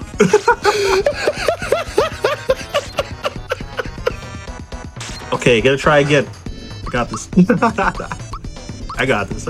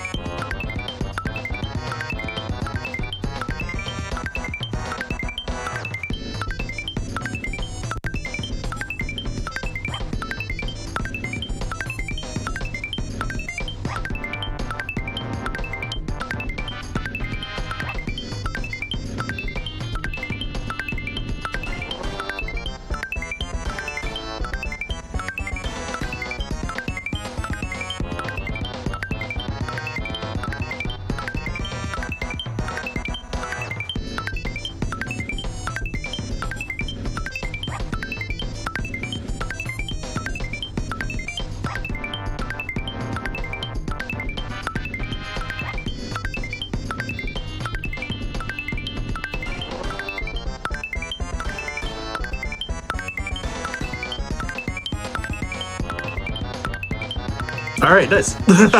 There we go. I am so sorry, dude. No, it wasn't your fault at all. I just sometimes just happen to drop it occasionally. I Stuff promise. on the bounce back though, like intense focus from Ryan Ford F-150. Thank you. Yeah, and since it's a 3-frame window between jumps 14 through 100, then I don't know, it's just easy to miss sometimes because it's like fairly tight. But yeah, I just happen to miss it sometimes. Yeah, like when I did the is it 4 Chaos Emeralds? Wait, this one is. Oh crud! Is this the 5th? It's the 5th. Yeah. It's 5th, yeah. Yeah, got one in Moleville Mines, and then Star Hill when everyone started doing all the gift subs. Then there was one there that didn't require a boss fight. Oh, whoops, mismenued. Okay, there you go. So now I want Peach to have the amulet for her. Gives a little bit of offense, and then yeah, for her to take half elemental damage as well, so that she can survive this next boss fight coming up. And yeah, now these toads are revealed to be fake, and yeah, they threaten to, I guess, threaten to like hurt the real toads that they kidnapped, unless you give them the star piece. So if you say no, he'll like tickle the mayor, and after you win this boss fight, you actually get like a worse worse reward every time that you say no and like let him torture or tickle him. So you have to say yes right away because you can't even like goof around with it, unfortunately. Because we get a flower box from that, and again, gonna sell it for 500 coins to buy a star that costs 400 coins, along with a few other things. Alright, so yeah, this fight's a little dangerous if you mess up. This was like a big hurdle in like my casual playthrough. Most people get stuck here, like in the first playthrough, because almost every time that I've watched runs, or like at least like a first time playthrough from people, they're like, wow, this game is so easy, and then they get like blocked by this part for a bit. Not like usually not forever. Like they won't get blocked for like that long, but like, you know, they'll like maybe lose like once or twice or 3 times or something. And yeah, so okay, yeah. So this fight, so a big thing. So I'm using Shocker, which I again skill swapped onto Peach, and there's like no visual cue for when to do the time hit for it. So, oh wait, what did I want to do? Oh, Firebomb, right? Yeah, so I'm doing purely like audio cue there. Whenever using Shocker. So if I do 237 damage, that means I timed it right, and if I do 197, then I half timed it. I think it's a 8-frame window to get the full time hit for this one. I half timed that one, unfortunately, but it is what it is. And yeah, with Mario, I used the Caro Cola, yeah, to restore everyone's health and FP. Again, just so we can get more shockers in there. That Fright Bomb freebie is really good.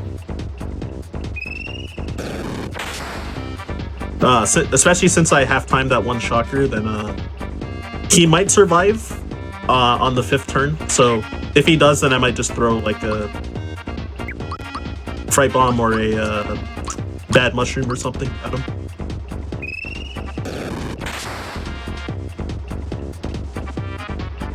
Oh crud, he did survive. Okay, I should have thrown an item there. So yeah, I think he's alive with like pretty low amount, but gonna just use Geno Beam to keep my items. I guess for safety purposes. So this attack is really slow and laggy, but it is a backup strat if you like can't afford to throw away items, and if you mistime one shocker. And if I got 14 flowers on Booster Hill, then if you mistime 2 shockers with Peach, then you can use Geno Beam twice, because you'll have enough FP to do it. So I could only afford one mistake because I got only 11 flowers in Booster Hill.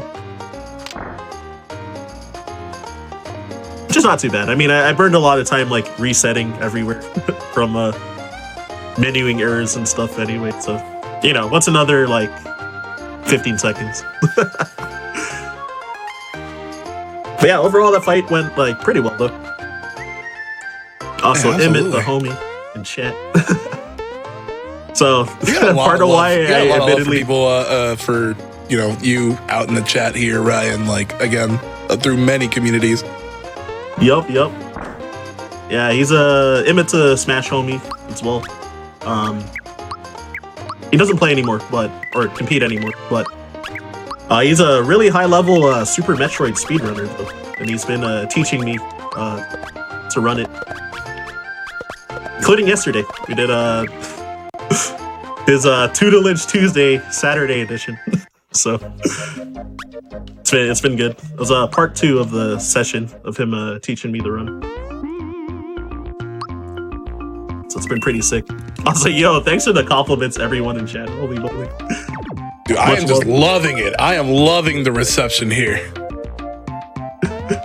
Yeah, Shasta, another homie in chat.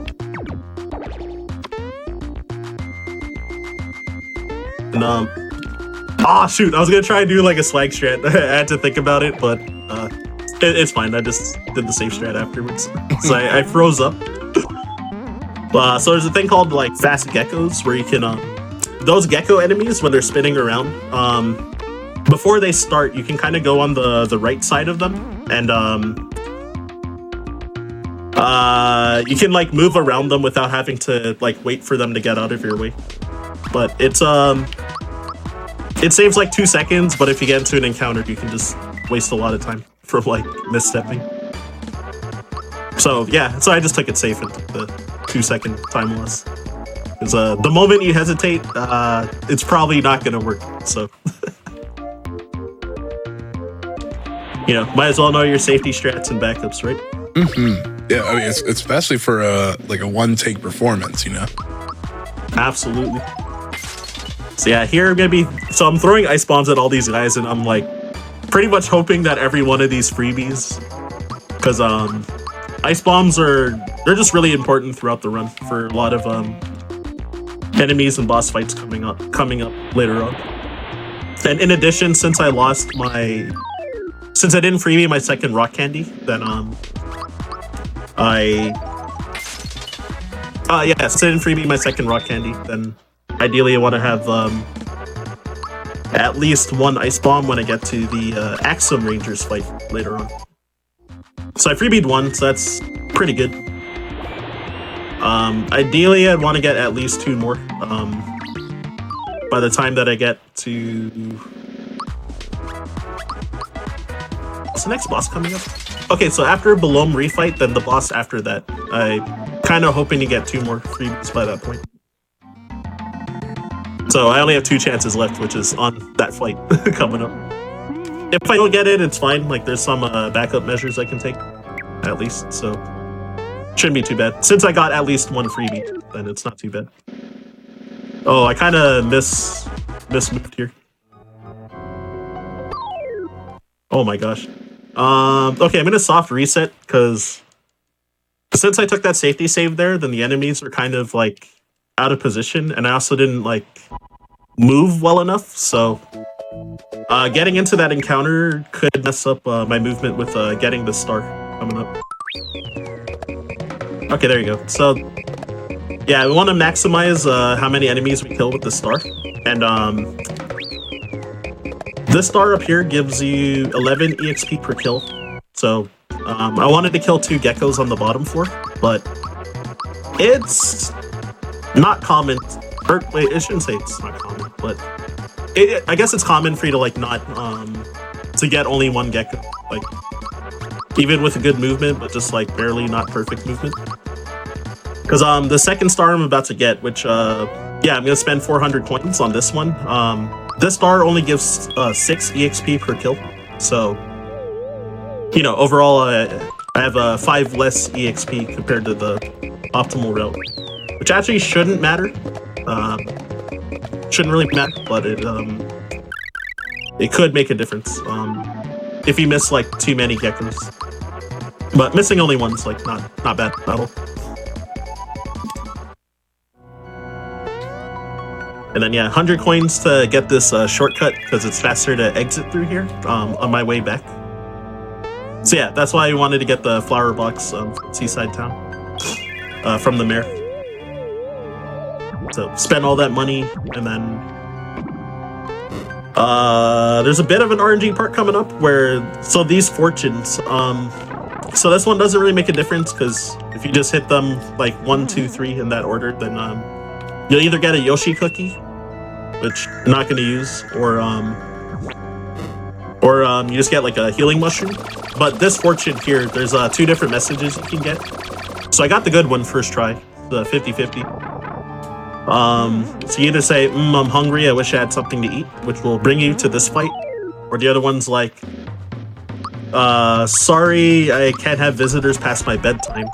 And that brings you to like this treasure room that's like locked by a key. And you can't get access in there, but you have to refresh the room and then just try again. Alright, so I'm gonna stop talking for a bit. Alright, focus time.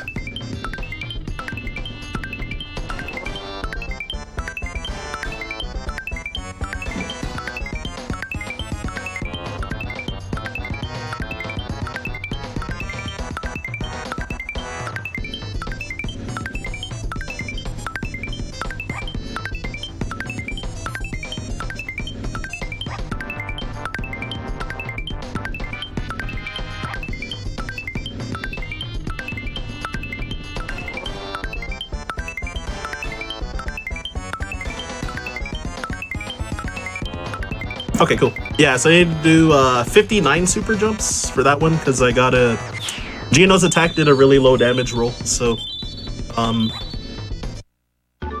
you generally have to do about 57 to 59 super jumps for that fight, depending on what damage roll Gino did. So excellent job, well done. Thank you. And yeah, so doing the 2 extra super jumps, it loses. It's not much. It's like 40 frames per extra jump that you have to do, so it's like not a huge amount. So that's what, like 1 and 1/3 second, something like that. Compared to like optimal luck. And yeah, so there I just got the super suit and the attack scarf. So attack scarf for doing 30 super jumps, and super suit for getting 100. So fortunately, I got the 100 on my second try because that's actually the first time in a few years that I dropped super jumps on Johnny particularly. But yeah, like as I said, like the marathon run I did like 2 weeks ago, like I dropped super jumps in a lot of other spots in the run, so it commonly just happens to me that I mess it up sometimes. So it was bound to happen on Johnny. Ryan Ford Focus. I've heard that one before. That should be like an emote. Especially when you're in that zone, like the Ryan Ford Focus. That's such a good idea. It's like the Wong factor, right? Like in fighting games. Yep. Jay Wong. Legend. Yeah, I like it. Adopt it. What do you think, chat? The Ryan Ford Focus. It's that mojo. Oh man, I'm gonna make that emote soon. I'm actually so hyped for it now. No, I gotta think of an idea for like what to make it look like. But I want to do it so bad. Ryan F-150, he's 10 and more. Goodness. So yeah, here's the Sky Troopers minigame. It is very easy to fall off because, again, isometric platforming is jank. But you need to get up there in under 11 seconds? Or is it under 12? I actually forgot the number. I think it's 12 for first time. So I assume that'll probably be like a mid-10 or something. Yeah, 10:58. I forgot what the world record is. People don't do that. Do like the world record strat in runs though. What am I equipping again? I actually forgot. Oh, right. I have to swap out Peach first, that's why. Okay. There you go.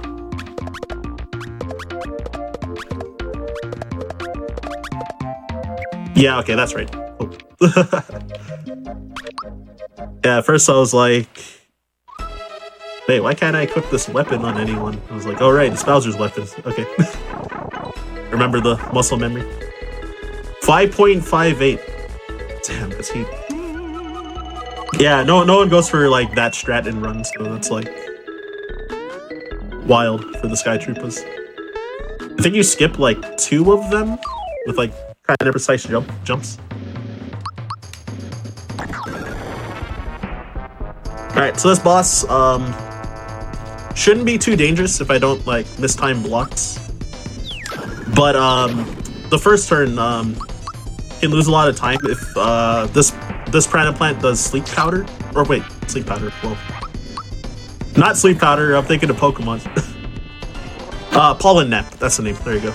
If he does Pollen Nap on Mario, then it loses a lot of time with Mario getting put to sleep. I was really hoping that would freebie. But at least I got 1 freebie, so I'm like fairly secure for later on to not be like a huge disaster, if anything. So a fight later on called Zard Dragon. Since I have only 1 Ice Bomb left, gonna opt to use Super Jumps on him instead. So it's a little wonky in that fight because his sprite like bobs up and down, kind of like this boss actually. So visually it like can be a bit distracting for Super Jumps, but I'll need to try and do 42 Super Jumps on that fight since I don't have Ice Bombs to spare. Or I could gamble my last Ice Bomb and like hope that it freebies in that fight, but if it doesn't, I'm gonna like I would lose a lot more time than if I opt to not use it instead. Alright, so this Beanstalk part. Alright, so near the start of the run I talked about Turbo being allowed. So there actually is a tech called Turbo Vines, which I don't think anyone actually goes for it in runs, but if you use the Turbo B button, you kind of just like jump off these vines, jump off these vines really fast and like re-grab them, which is way faster than climbing. But oh, I like pointing out that cursed, it's cursed tech. To become a meme now, because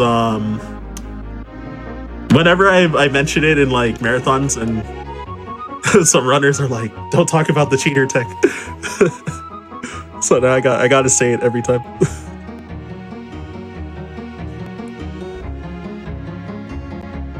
Yeah, so yeah, since I do have a firebomb, I could risk it, but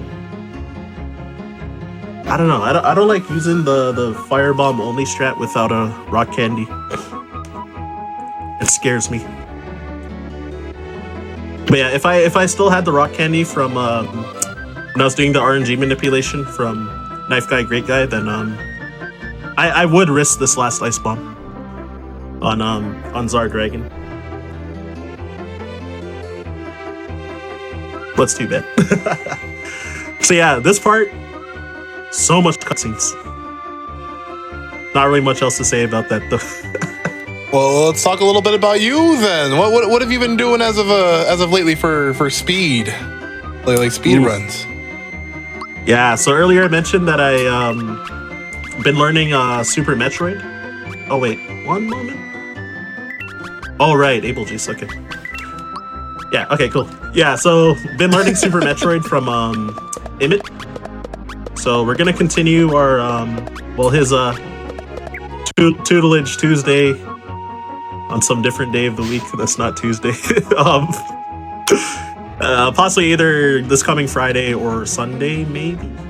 So nice. Learning lower Norfair and it's not what's the route? PKRD. So doing Kraid before Ridley though. So it's like a bit off from the optimal route or the hard route. Mm-hmm. So Holy, that game is tough learning. Like grinded Fantoon like way too much, I feel already. I mean, how do you feel with like the general movement of the game, though? I mean, like you've played Metroid games before.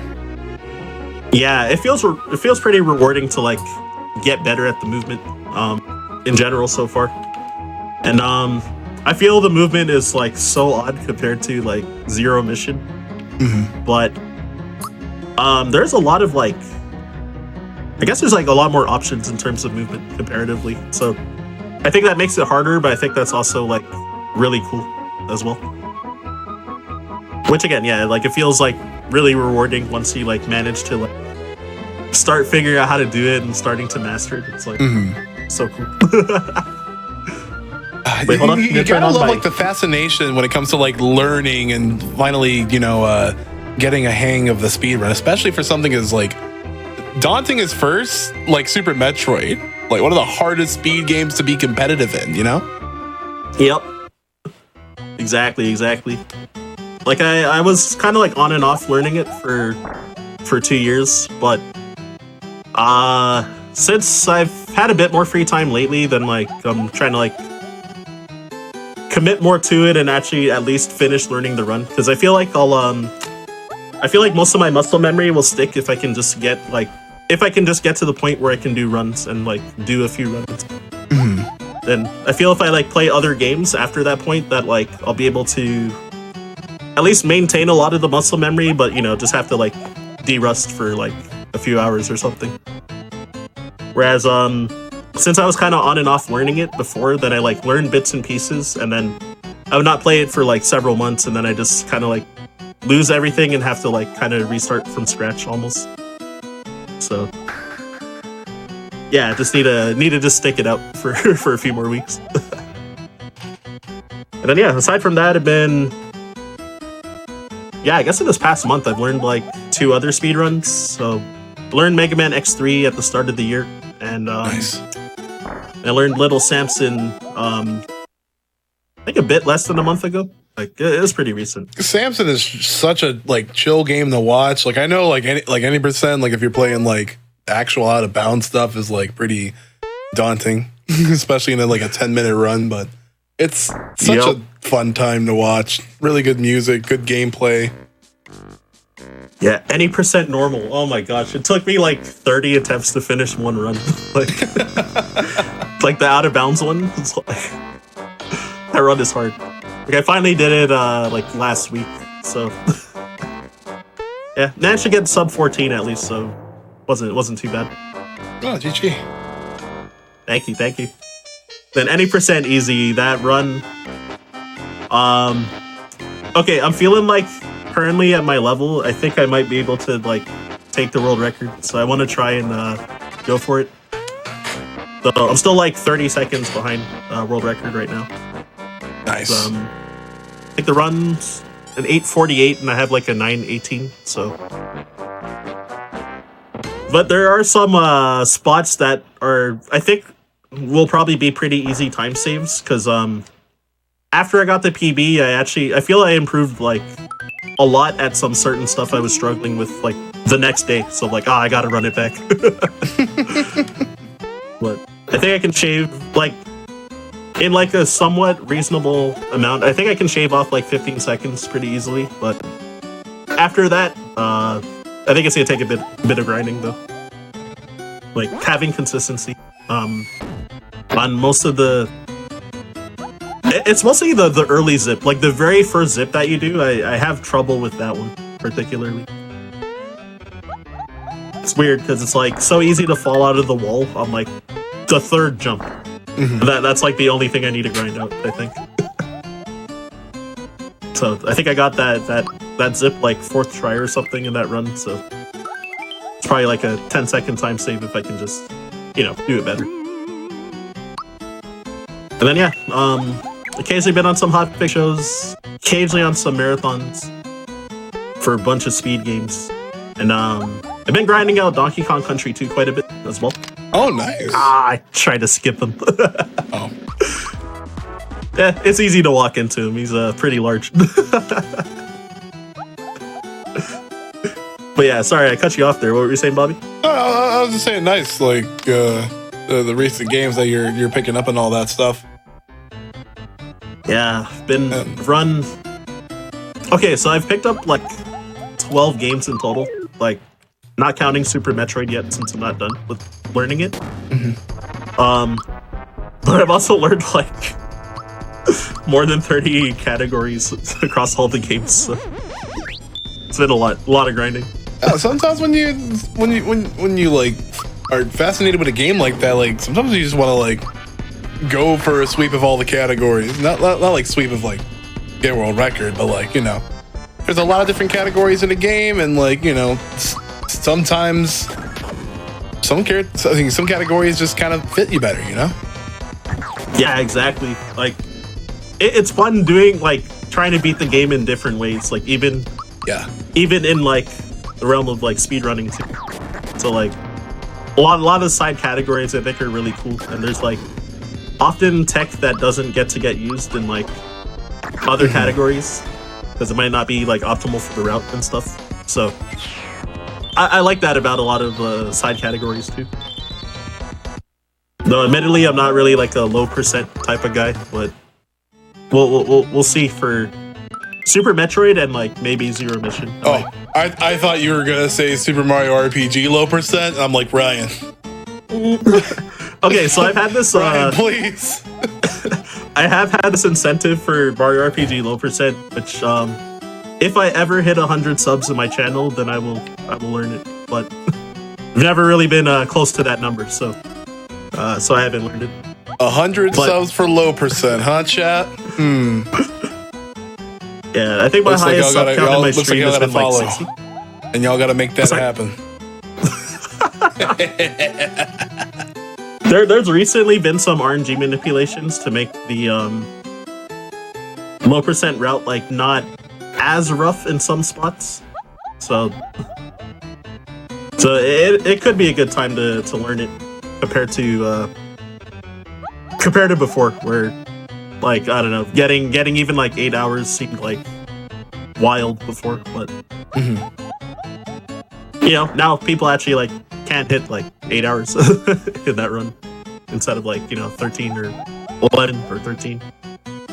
So but anyways, yeah, that's all this what ifs currently. But yeah, what was I gonna say? I'm gonna just safety save here because I guess there's a small chance I could mess up the star here. Though I think it's not very hard, but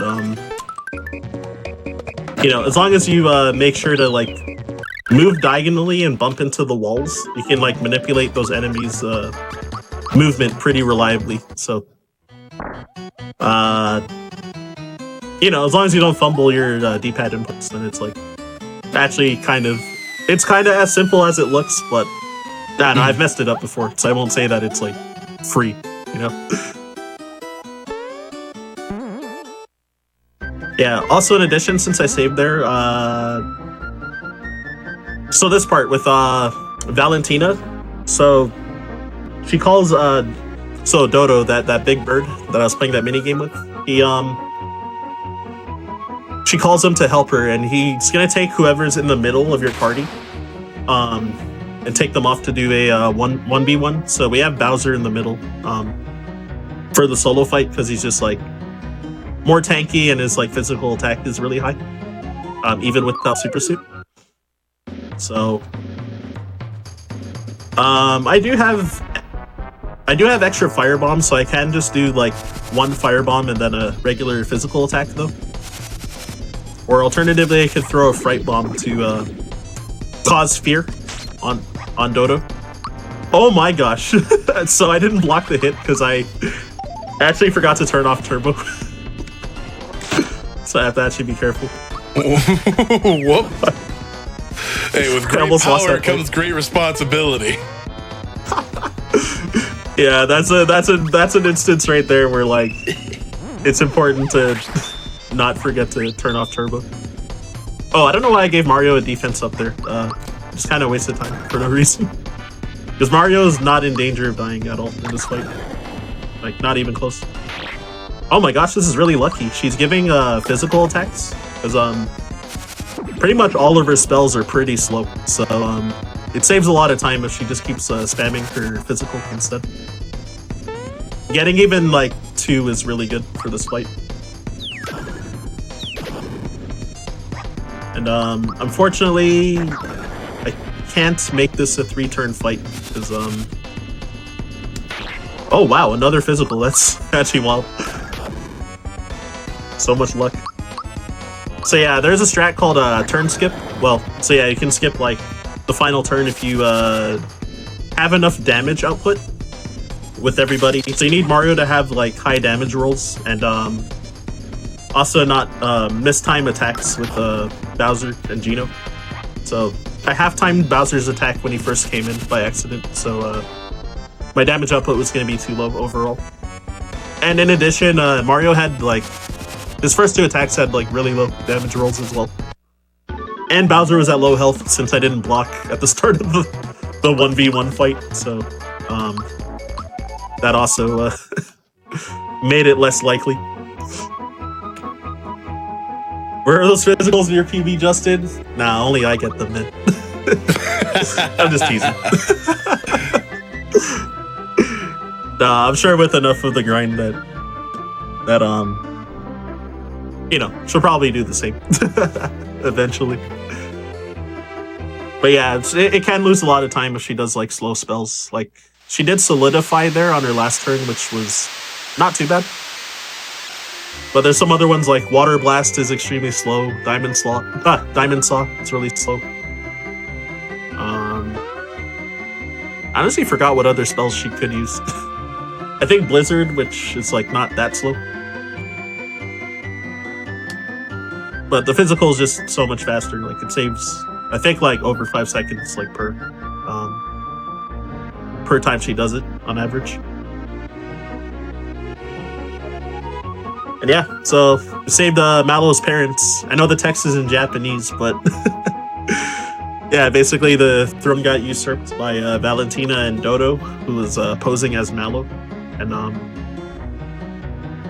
yeah, Mallow's parents, the king and queen, were locked in a room, or in their room. So yeah, after defeating Valentina, we got the key, and yeah, it's revealed that Mallow is a prince in Nimbus Land. So he was something greater than just a tadpole, I guess. And this is what Cloud. Then I don't know. My mind was broken when I was a kid. Like this is like the big bombshell that dropped. You know. Yep. I got so guard broken. The marshmallow. It makes sense.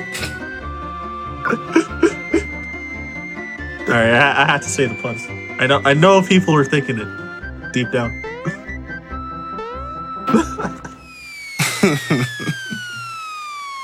So yeah, we're told be careful of falling off because there's a volcano below. So decided to fall off because there's a volcano below.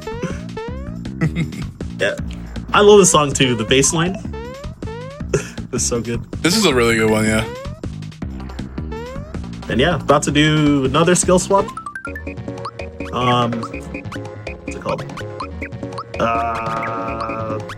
Okay, just give me a moment. I need to think about this menu. Oh yeah, that's right. Okay. Yeah. So skill swap, or activated skill swap by swapping Geno and Peach in there. So Peach should learn Geno Blast. Yeah, there it is. Which gonna use, I think maybe like 4 times throughout the run. You actually don't even generally don't even use it on any bosses at all. It's just to clear out weaker enemies for the most part. Especially since I don't really have any like ice bombs left to spare. If you get a ton of ice bomb freebies and stuff, then there's a lot of spots where if you were to use Geno Blast, it's faster to use an ice bomb instead, but only if you can like afford to use it. Alright, so here we go. Famous pink Geno sprite.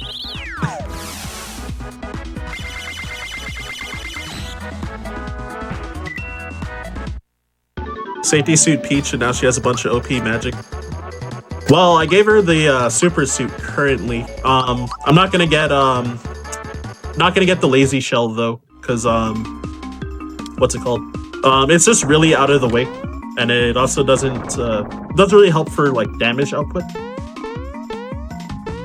Even though it's a nice it is a really nice armor, but I think it's only used in low percent, if I recall correctly, and that's pretty much just because you can't get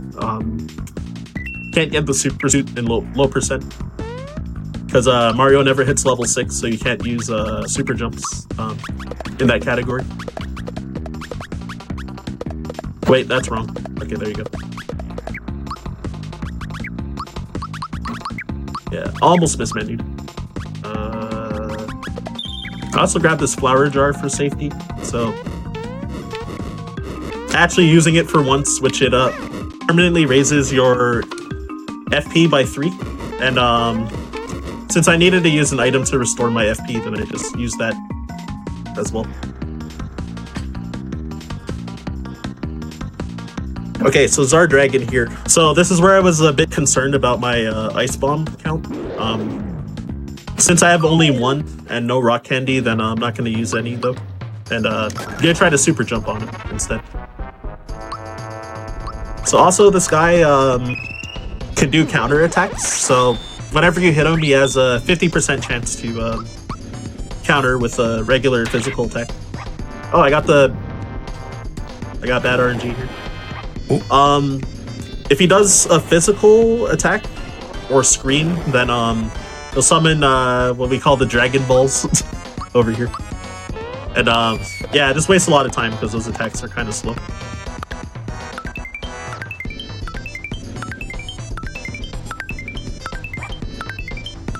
Ah, dang, I dropped it already.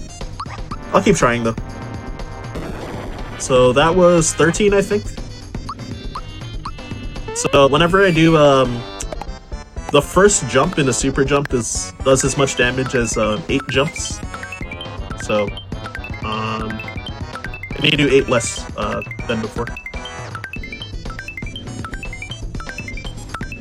Oh, I think I overshot it. Okay, yeah. Well, better to overshoot than undershoot for sure. Mm-hmm. So yeah. You're just nailing these jumps though, like. Is there any sort of like practice tool, or like how did you get good at jumping? Oh, there actually is a practice tool for it. Like a practice ROM. But I think okay, so the original advice I saw when looking it up was to follow a metronome. I actually don't remember the BPM for it though, unfortunately. But for myself though, I was able to do it casually. Not like super consistent, but I was able to get it like maybe get 100 super jumps, like maybe one every 3 tries before I started to speedrun this game. So I was kind of lucky that I could just already do it like as a casual. So it and the two so yeah, I just started to set it on out. Yep.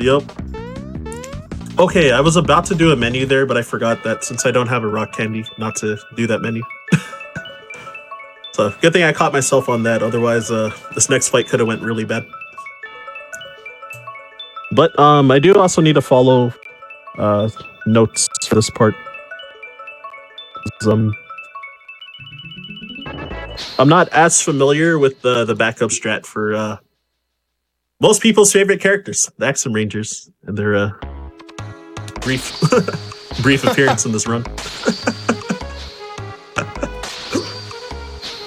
Yeah, so there's like the speedrun wiki for this. So I do have notes for I guess for mostly for like the second half of the run, roughly. Or no. It's like the last like 2/3 of the run, even. A bunch of tabs open with like notes on what to do. There's a pretty good amount of like backup strats. Also, listed on them. So, you know, as long as I'm able to read it while like not wasting time reading it, like read it during cutscenes or something, then so it's not too bad. Gimmick all categories. Yo, I should try to submit that to something.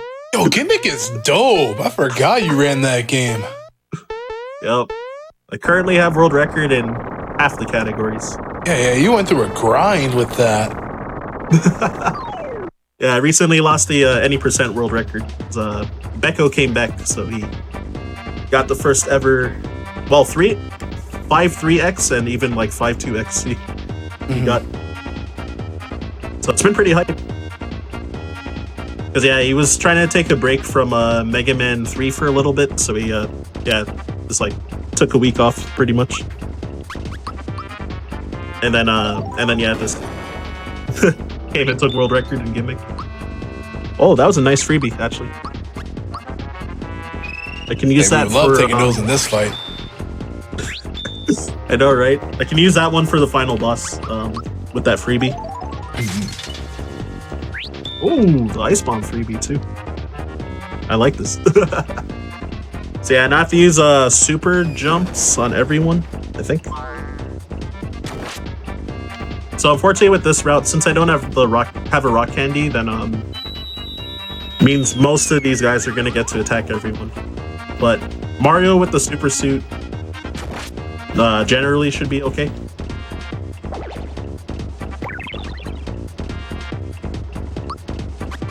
Okay, so I want to ultra jump and they hit everybody at least once. So it is random, like who ultra jump targets. Wait, is it only once? Yeah, okay, yeah. I wanted to hit everyone once. Just double checking the notes. I'm not sure if green is alive though, because I wanted to keep doing more ultra jumps, but I actually accidentally dropped it. Oh, okay, he's dead, so never mind. It was optimal that I did drop it. It was by accident too. So I was unsure if green was still alive or not. Okay, yeah, so basically I just gotta keep attacking the ship until I win. And yeah, if Mario's below 37 HP, then I want to use a mid-mushroom to heal. Oh wait, below 39, sorry, not 37. Oops. But it's fine, because Mario was near full health, so he should be able to just tank these two breaker beams. Or in Japanese, called Justice Breaker. That sounds like a super combo attack. Some kind of like a JoJo's move or something. Oh, I just recently watched Thus Spoke Rohan, which is a spin-off from Rohan's like from JoJo's Part 4. So he has like his own spin-off series. So I think it's like some of the events following after Part 6. So. But it's like it was only like 4 episodes, but it was entertaining, at least. And finished Part 6 like a month ago as well.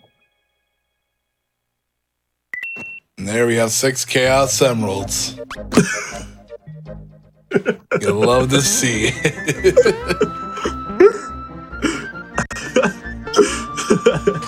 6 Chaos Emeralds. Crystal Stars. Dragon Balls? I don't know, Dragon Balls have stars in them. Just saying. Alright, so for this part, so it's gonna look weird that I'm moving all the way to the corner here, but that's another camera tech.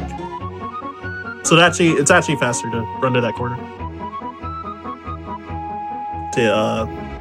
Yeah, since you move the camera up like a little further, so it takes less time to pan over when you enter the cutscene.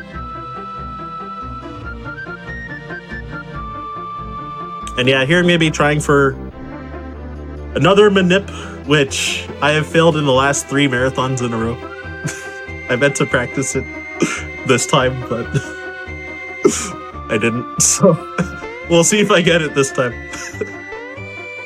But yeah, so what am I gonna do? So I'm gonna save and soft reset as usual. Every other minute. And then I'm gonna try to move in a specific way when I get to the cutscene where you ride the Nimbus Land bus. I think I just forgot what the visual cue is to when you close the last text box. That might be what it is. Either that or I've been like off by a frame consistently, because I think the 3 times I messed it up, I happened to have like the same RNG each time. So I might have been like consistently like hitting like a bad frame. We'll see though. There is a safer minute than Mario's pad, which is like 16 seconds slower, but it's like really easy, but it's fine. I want to go for this one. I think I do like the second hardest strat, which is like about a second slower than the optimal one, but I think it's like an 11 frame window for this, so it's like actually fairly big. But there's like a visual cue to close that last text box. Something to do with like the cloud when it gets like behind the text box, but I okay, if this one doesn't work, I think I've been closing the text box too late each time. So we'll see. We'll see. So yeah, basically the manip is for so there's getting 6 doors inside Bowser's Keep, and you need to complete 4 of the doors to move on to the next area. And there's 2 battle rooms, 2 action rooms, and 2 puzzle rooms. And the battle doors are extremely slow because you have to do a lot of fights and they just take long overall. So if I get into a battle door, then what am I gonna do? Oh, I'll unequip all of my I'm gonna unequip all my gear and just like lose the first fight on purpose, and then just try a different door. So we'll see. Here, make sure to say no to the explanation on the doors. Alright, this looks good. I got the quiz room this time, so. Oh yeah, I also gotta remember the Japanese for the quiz. I didn't practice this either.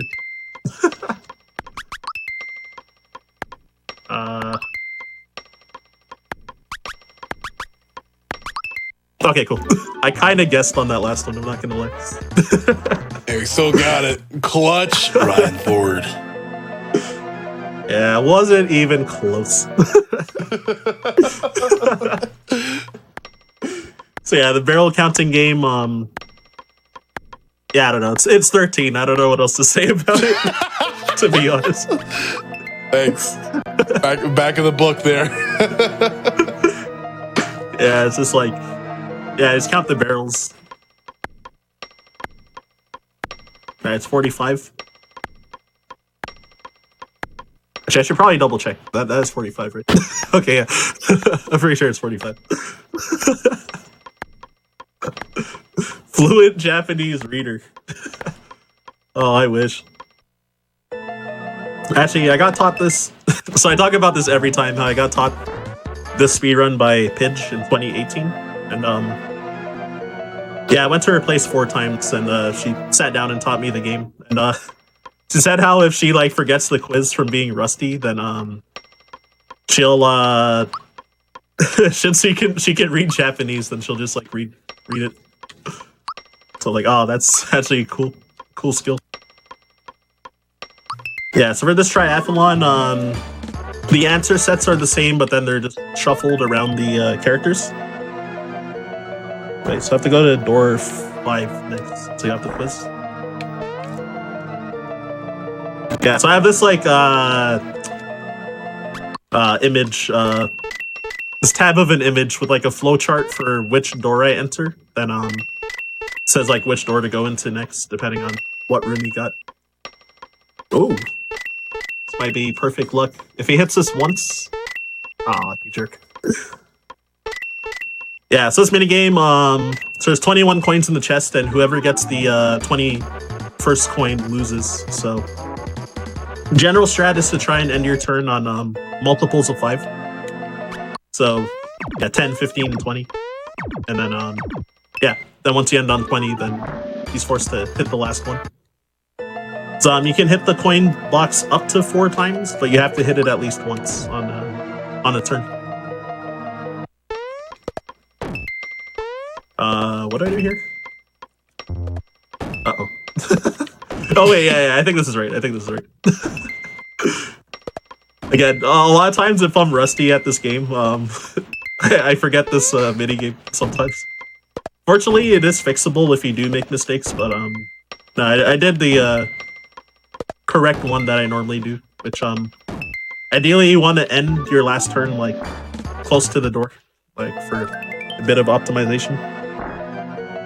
Oh shoot, so what did I get? Uh-oh. Okay, yeah, so door 3.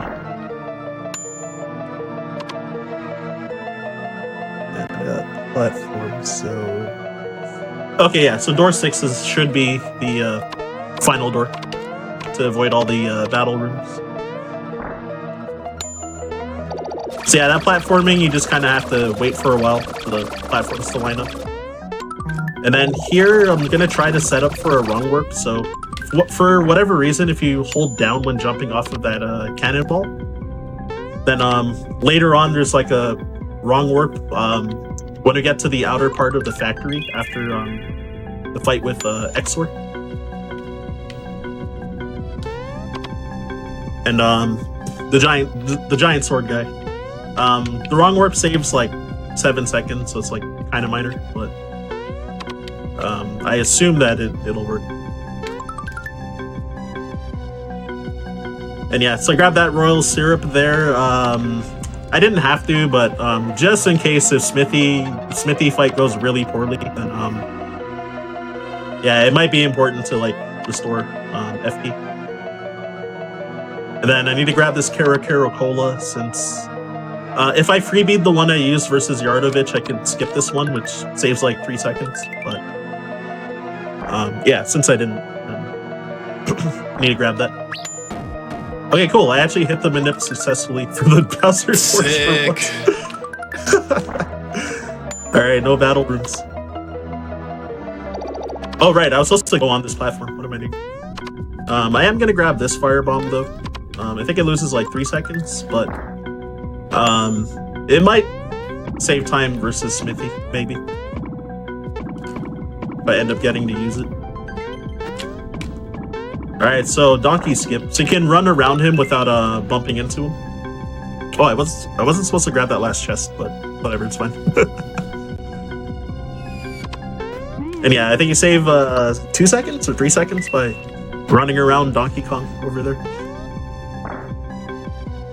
Instead of bumping into him and then he runs away after. Okay, so this fight, since my equips are different compared to the normal route, then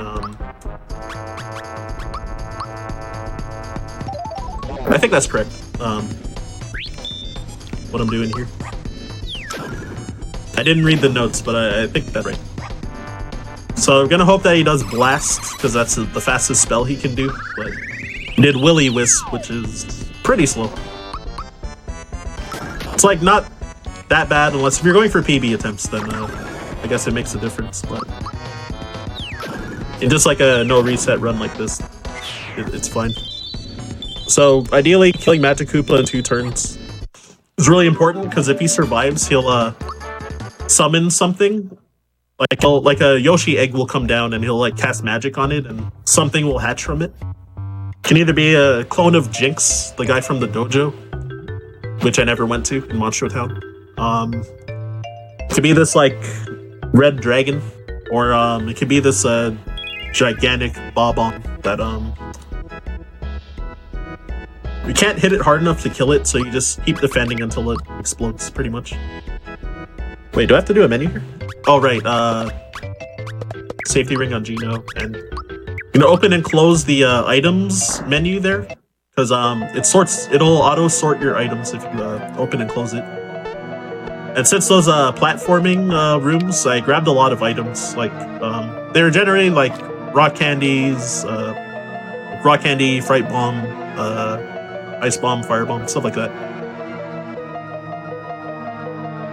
So I sorted my items there.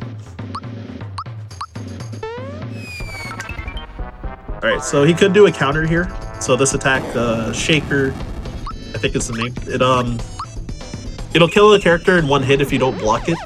But since I equipped the safety ring on Gino, then he's immune to get instant KO moves, so you can just chill there because it'll never affect him. So gonna do 49 super jumps here.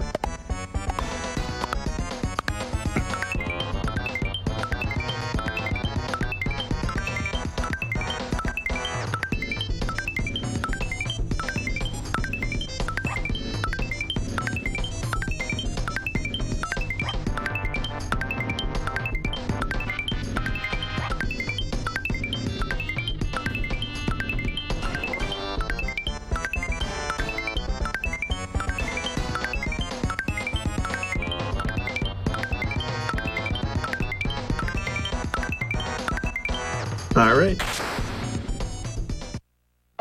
Got him. Just so masterful with those jumps, everybody. Get some claps in the chat.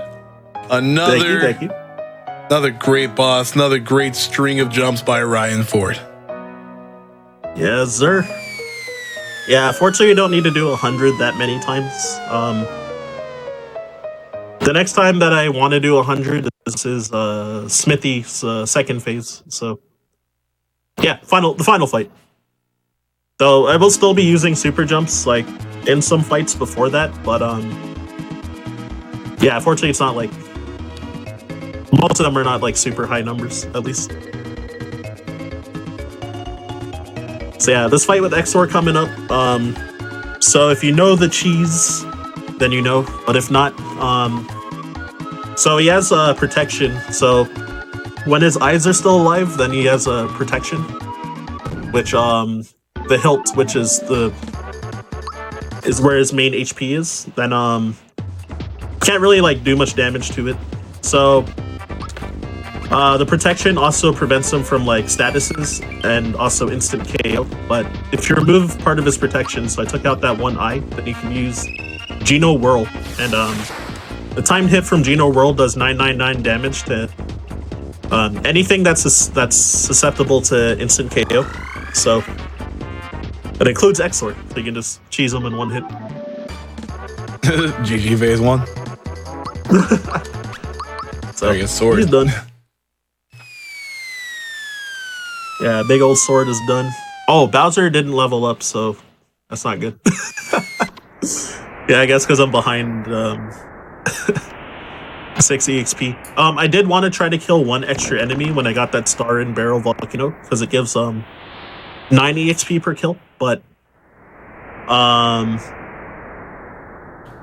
there was one enemy that I tried to get, but I missed it, and then like it would have wasted time to backtrack, and I may have like not killed other enemies further ahead. So it might not make a difference that Bowser didn't level up, but the next boss fight against Countdown, then this giant clock. If he uses Dark Star on Bowser, normally if Bowser had leveled up, then he can survive one with 1 HP from full health.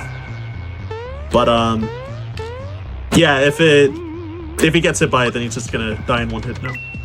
And Geno always dies in one hit to that move, but I'm just gonna hope he doesn't cast it at all, because it's not that common that he'll do it.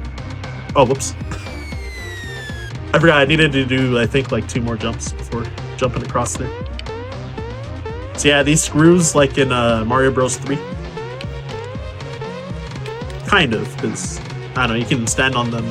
Yeah. And, like, not fall off them, like, after jumping on them, like in, you know, like in Mario Bros. 3, like in the castles, the ship levels, sorry.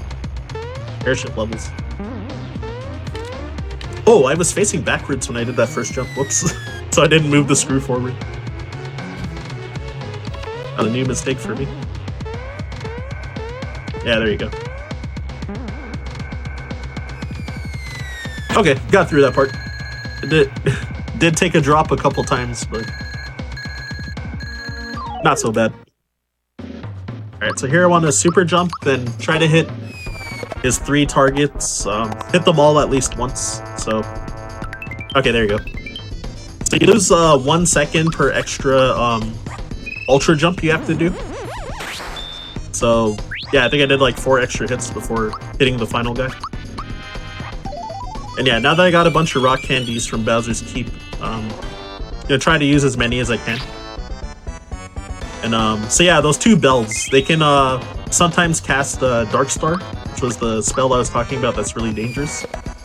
The first one did what's called Time is Marching On. So the clock, like the face of the clock, it depending on what time it is, so like each turn the time changes, then it'll do a different spell. So since its time got moved forward by 1, he did recover on one of the bells. So I did a bunch of extra ultra jumps just now to try and get the bell that got healed to hopefully have low enough health that it would die to the 2 extra rock candies I just threw. And yeah, it was barely enough because I got good RNG with how the ultra jump was targeting, like which parts it was targeting. So it hit the left bell a lot, which is pretty fortunate. Oh wow, Bowser actually survived that. That's kind of funny. The 1 HP really wonder, Magic Pixel right there. Yep. that time it didn't matter. Maybe you'll get level up now, right? Yep. So he's behind on that level up, so now he got it. Yeah. Oh, I forgot I was gonna save there, but it's fine. It's fine. So I'm still waiting on the question that you were trying to ask me from like an hour and a half ago. Oh, I still forgot. I'm sorry. Oh my gosh. It's gonna be another one of those things where I like remember like a week later or something. I'm gonna call in Discord at 4:30 in the morning. Yo, Bobby. So like that new movie, how about it? Oh my gosh. So yeah, that encounter I got there, you can actually skip it and jump over the machine-made Boyer there, but it's a 3-frame window to get over him. So I usually fail it unless if I'm like actually in practice, and I did plan to practice that particularly, but again, I didn't play the game at all for like 2 weeks, so forgive me. All right, so 37 super jumps coming.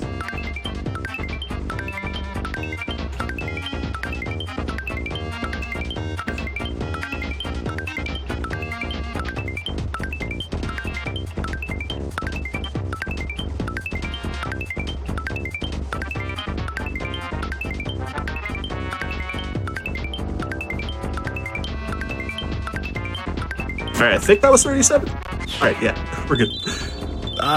Like so much intense focus and rhythm. It's amazing.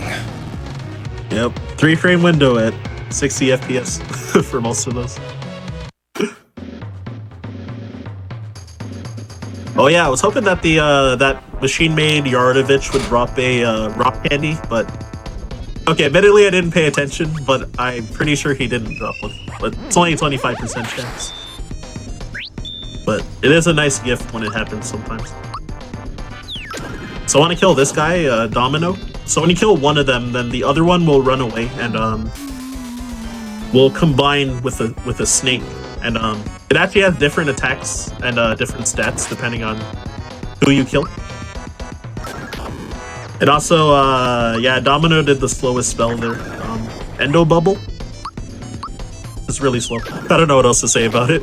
It does cause fear, so it's really bad if he targets Bowser with it, because Bowser's susceptible to fear. And then you might not kill, that last attack that killed him might not kill if Bowser gets his attack stat reduced from fear. So it's like the one annoying thing that can happen. And surprisingly, this attack, Carney Kiss, you can block this one, but other enemies that have Carney Kiss, you can't block them, which is really weird. Alright, 64 super jumps coming.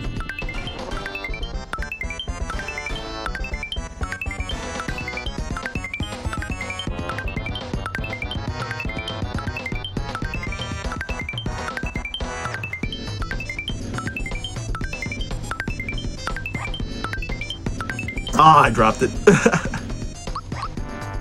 Yeah, for this part, actually the window, I was told that the window is larger for the super jumps here. It's like 5 frames because it's a little laggy here. But it also kind of strains my eyes, like looking at the enemy.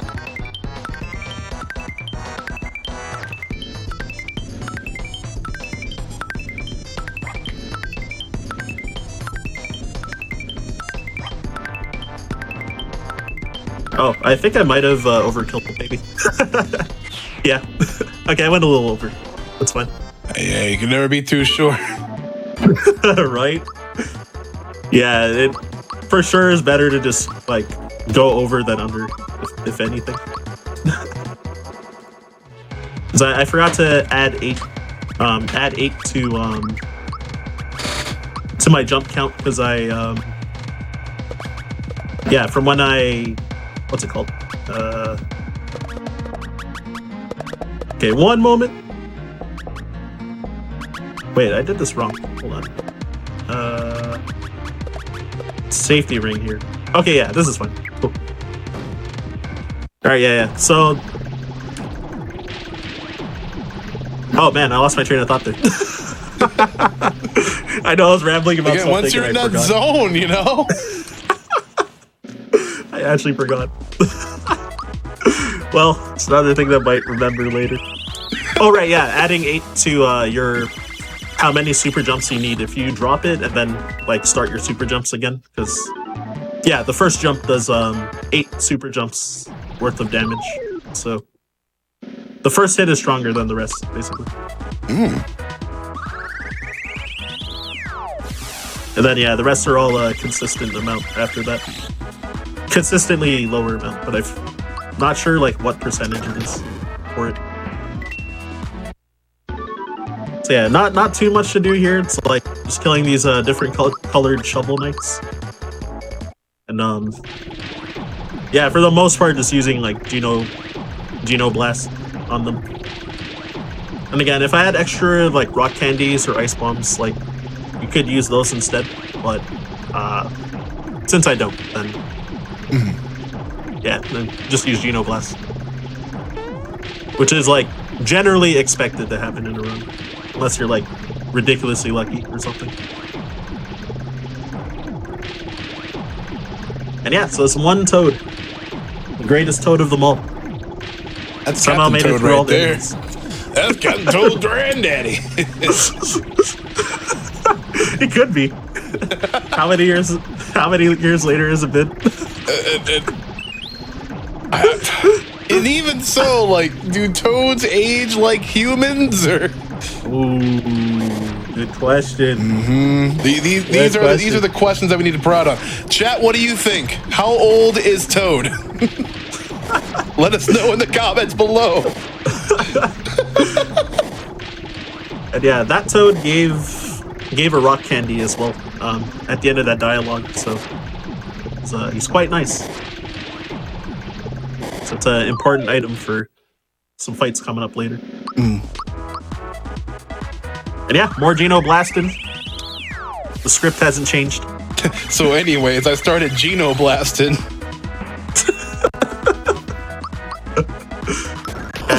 Jeez. You do 2 in this fight because I think this guy has 800 health. So yeah, between the 2 Geno blasts and Mario's like regular attack, you do like just a bit over 800. 40 frog years old. Oh my god.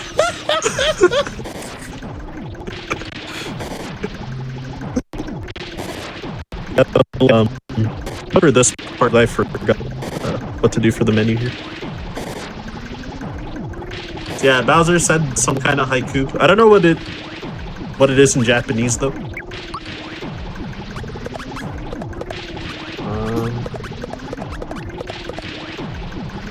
Yeah, okay, that's correct. And here I'm gonna move to the left a little for camera movement again. For this fight and for the next fight as well, I'm gonna come in on the left instead of running straight. So 39 super jumps for this one.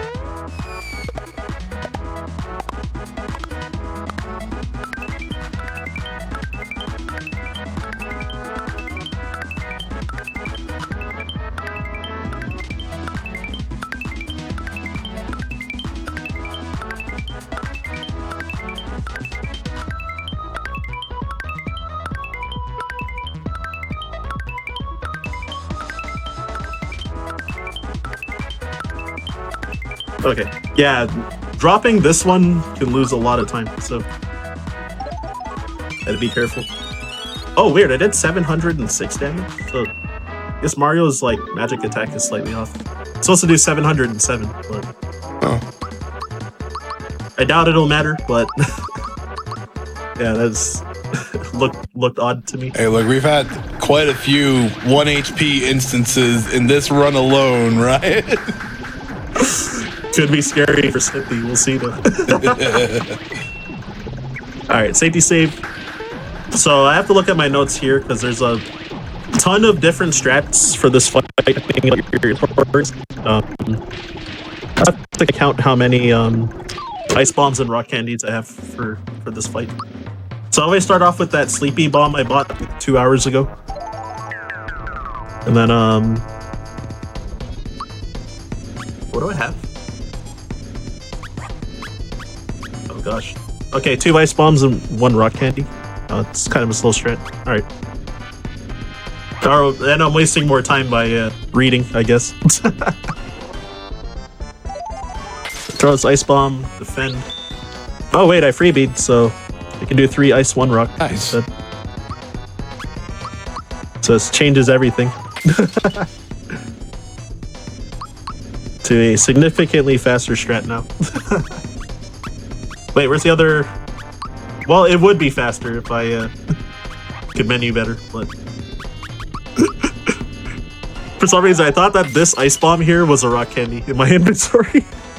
I like misread the text. Alright, so Mario attacks this guy. I throw a rock candy. And then defend with Peach, and then Mario attacks. Oh, nice freebie. That was actually pretty huge for Smithy.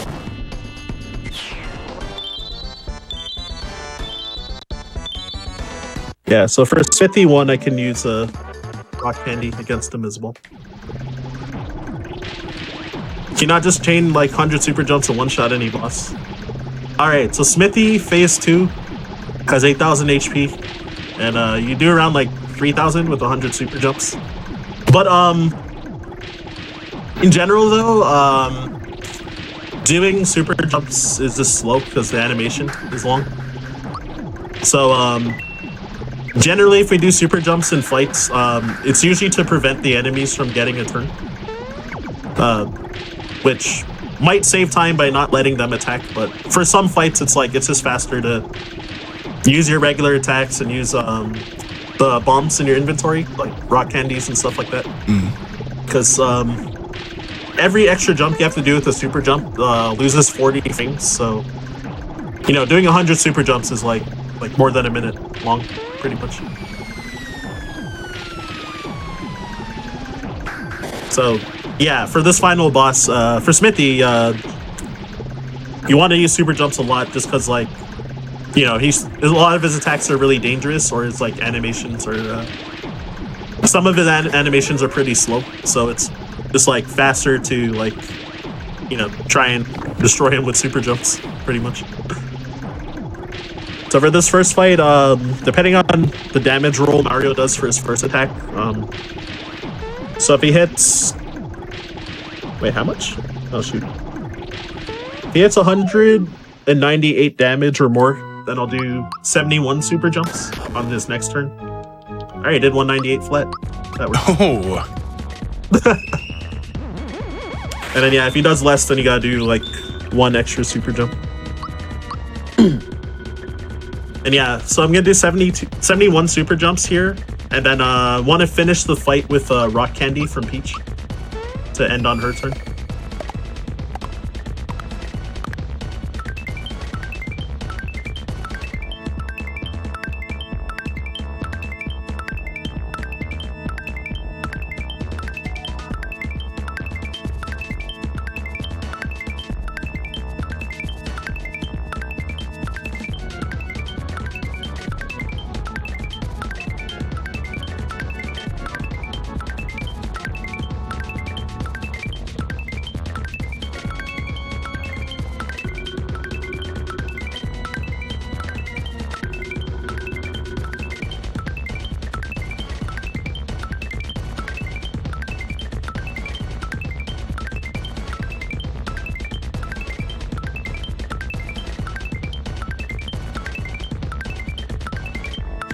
All right, I hope I.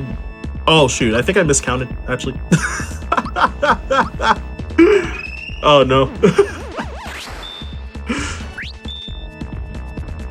Wait, did I do 50 only?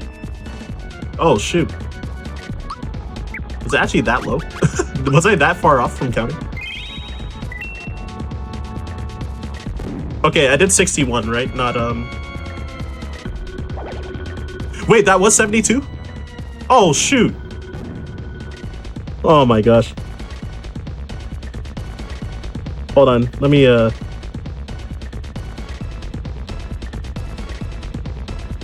oh my gosh. Okay, I choked. That's kind of funny. Okay. I thought that my damage output was wrong, but I'm just... Bleh. Hey, where's the rock candy? Oh, there it is.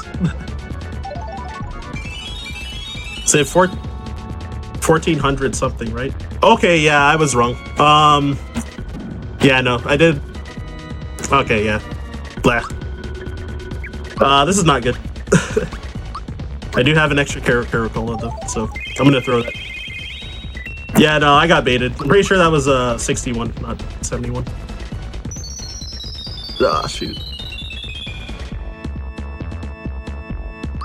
Okay. So I guess I'll just throw this firebomb then. Cause okay, so when I was talking before I started doing the super jumps, I what's it called? So I want to end this this phase on Peach's turn, because for whatever reason, so you ended on her turn, then all your 3 characters will go first on the next turn. I have no idea why, but yeah, you can get like 3 free attacks in, basically. It's fine. I wasted a little bit of time with the fight going 2 extra turns, but hey, I put it.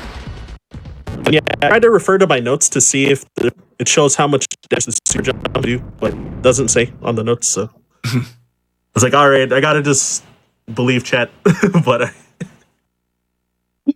I was wrong. Well, there we go. Finish this strong, Ryan. In chat, give Ryan Ford your energy. All right, let's do this thing. So I guess it's nice that I grabbed that 1 extra firebomb earlier, since I just wasted it now. Yeah, so get these 3 free attacks, then you transform to the tank head, and I'm gonna try to go for 100 super jumps here.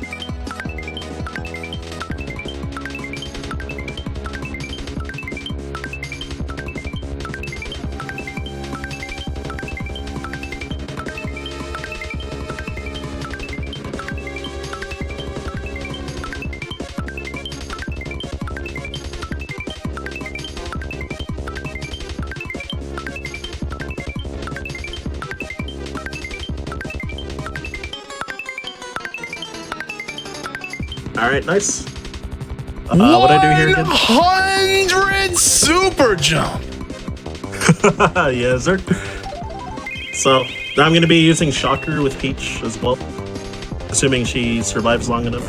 So Magnum here, instant KO's a character, but Mario and Peach are immune to it, thanks to Super Suit and Peach having the safety ring. So we don't want Magnum to target Geno. So good try for 33 super jumps here.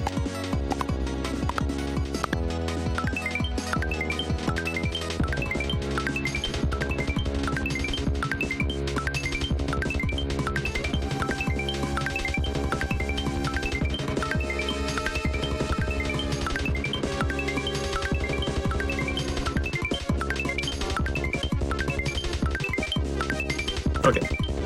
And all right, Peach is alive. So there's a 50% chance that he might transform his head to the chest head, like a treasure chest. So if he does, I want to spam fire spells. Oh, nice, I got it. So I'm gonna spam Super Flame and Fire Bombs at him.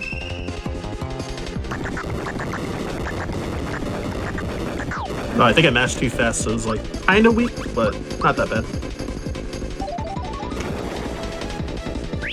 Nice freebie. It's actually pretty big. Where's the other firebomb? Oh, there it is. Wow.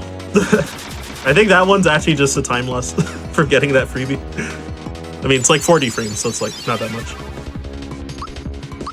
All right, so this should be the final hit, unless I'm wrong. Oh gosh, okay, probably not since that was really bad. Oh, never mind, it is. Hey. Yeah, so again with like anti-turbo mechanics, the when you're using Super Flame or Fire Orb, if you mash too fast as well, even without turbo, then you won't get any fireballs coming out. So you have to mash. You have to press it like once every 8 frames. And if you go faster than that, then you won't get any flames. So compared to my natural mashing speed, that's like I think a bit under half of like if I'm like trying to full on mash. So you know, you have to kind of intentionally like slow mash basically. And yeah, I guess we'll call time on the final text box then. Because yeah, the credits, it's like 10 minutes long, so yeah, I assume that we're not trying to watch that.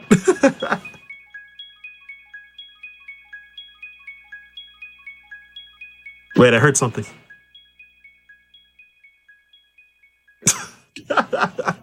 Okay, yeah, so definitely not. I just got word. All right, so But that was awesome, Yeah, Ryan. Thank you very much for that. Like every time you've been on the stage, whatever game that you play, just absolutely crush it. And you're no stranger to performances before. I mean, you pretty much just manned solo commentary for like almost 3 hours straight. Like if that is an indicative of like the amount of skill, the amount of effort that you put into a passion project like speedrunning, I don't know what does. yo, thank you so much for those compliments, man. Yeah, definitely love it. Also, yeah, yeah, I definitely feel humbled with that. It's like, I mean, that's so many kind words. And yeah, yeah, I mean, of course, same to yourself as well. Like I've seen you like run at a ton of marathons. Usually, I'm just lurking, but I've been around. Ryan, but I do want to give this moment to you. I want you to tell everybody what you're into, where to follow you, your current grinds or your past accolades. I want you to use this to tell people about you, get them knowing you. So what do you do? All right, I'll try not to ramble too long, but yeah. So probably heard my name the whole time, plus the tons of gift subs memeing about. Was it Ryan Chevy? So. Was it Ryan Ryan Audi? Was it? It was definitely Ryan Ford Focus. Yeah, so if you want to shoot me a follow, it's at Ryan_Ford522, which the pinned message in Twitch chat's there. You find my name easily. Pretty much all my socials are all Ryan_Ford522. Twitter, Twitch, Instagram are all Twitter, Twitch, YouTube, Instagram are all there. And yeah, I speedrun like a dozen different games currently, including a really long 9.5 hour long RPG game sometimes. And yeah, other games that are really short, like 5 minutes even. So there's a wide variety. I've also been known for competitive Smash Bros. Melee, but I'm an old guy, so haven't really been competing that much lately. But might see me on commentary spaces around that era, or around that area. Sorry. And yeah, if you want to shoot me a follow, I can talk more about anything in my chat if you'd like. So Yeah, hope y'all enjoyed, and I'll definitely see y'all around different parts of the internet. So, peace. Wait. Before we do a piece, though, BTS, gimmick all categories when? When are we getting the Ryan Ford gimmick block? Okay. If we have a Juneteenth event again for this, I'll submit it. We'll talk about that. All right. Or if there's another event like coming up before that. We'll see.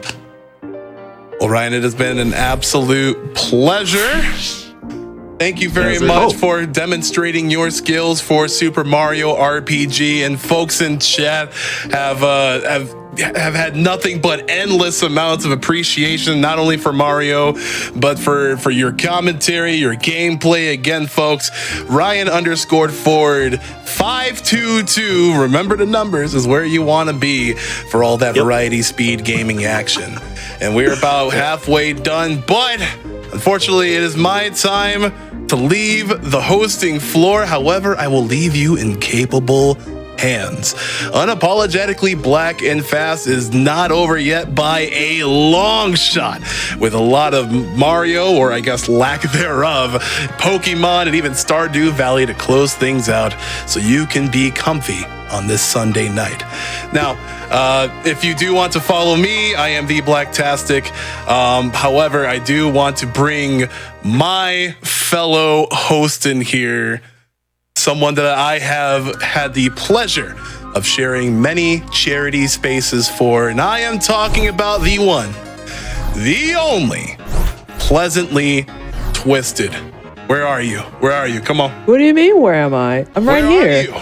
I'm right here. Quit yelling at me. I just got here. I did my hair and everything. Please be nice to me.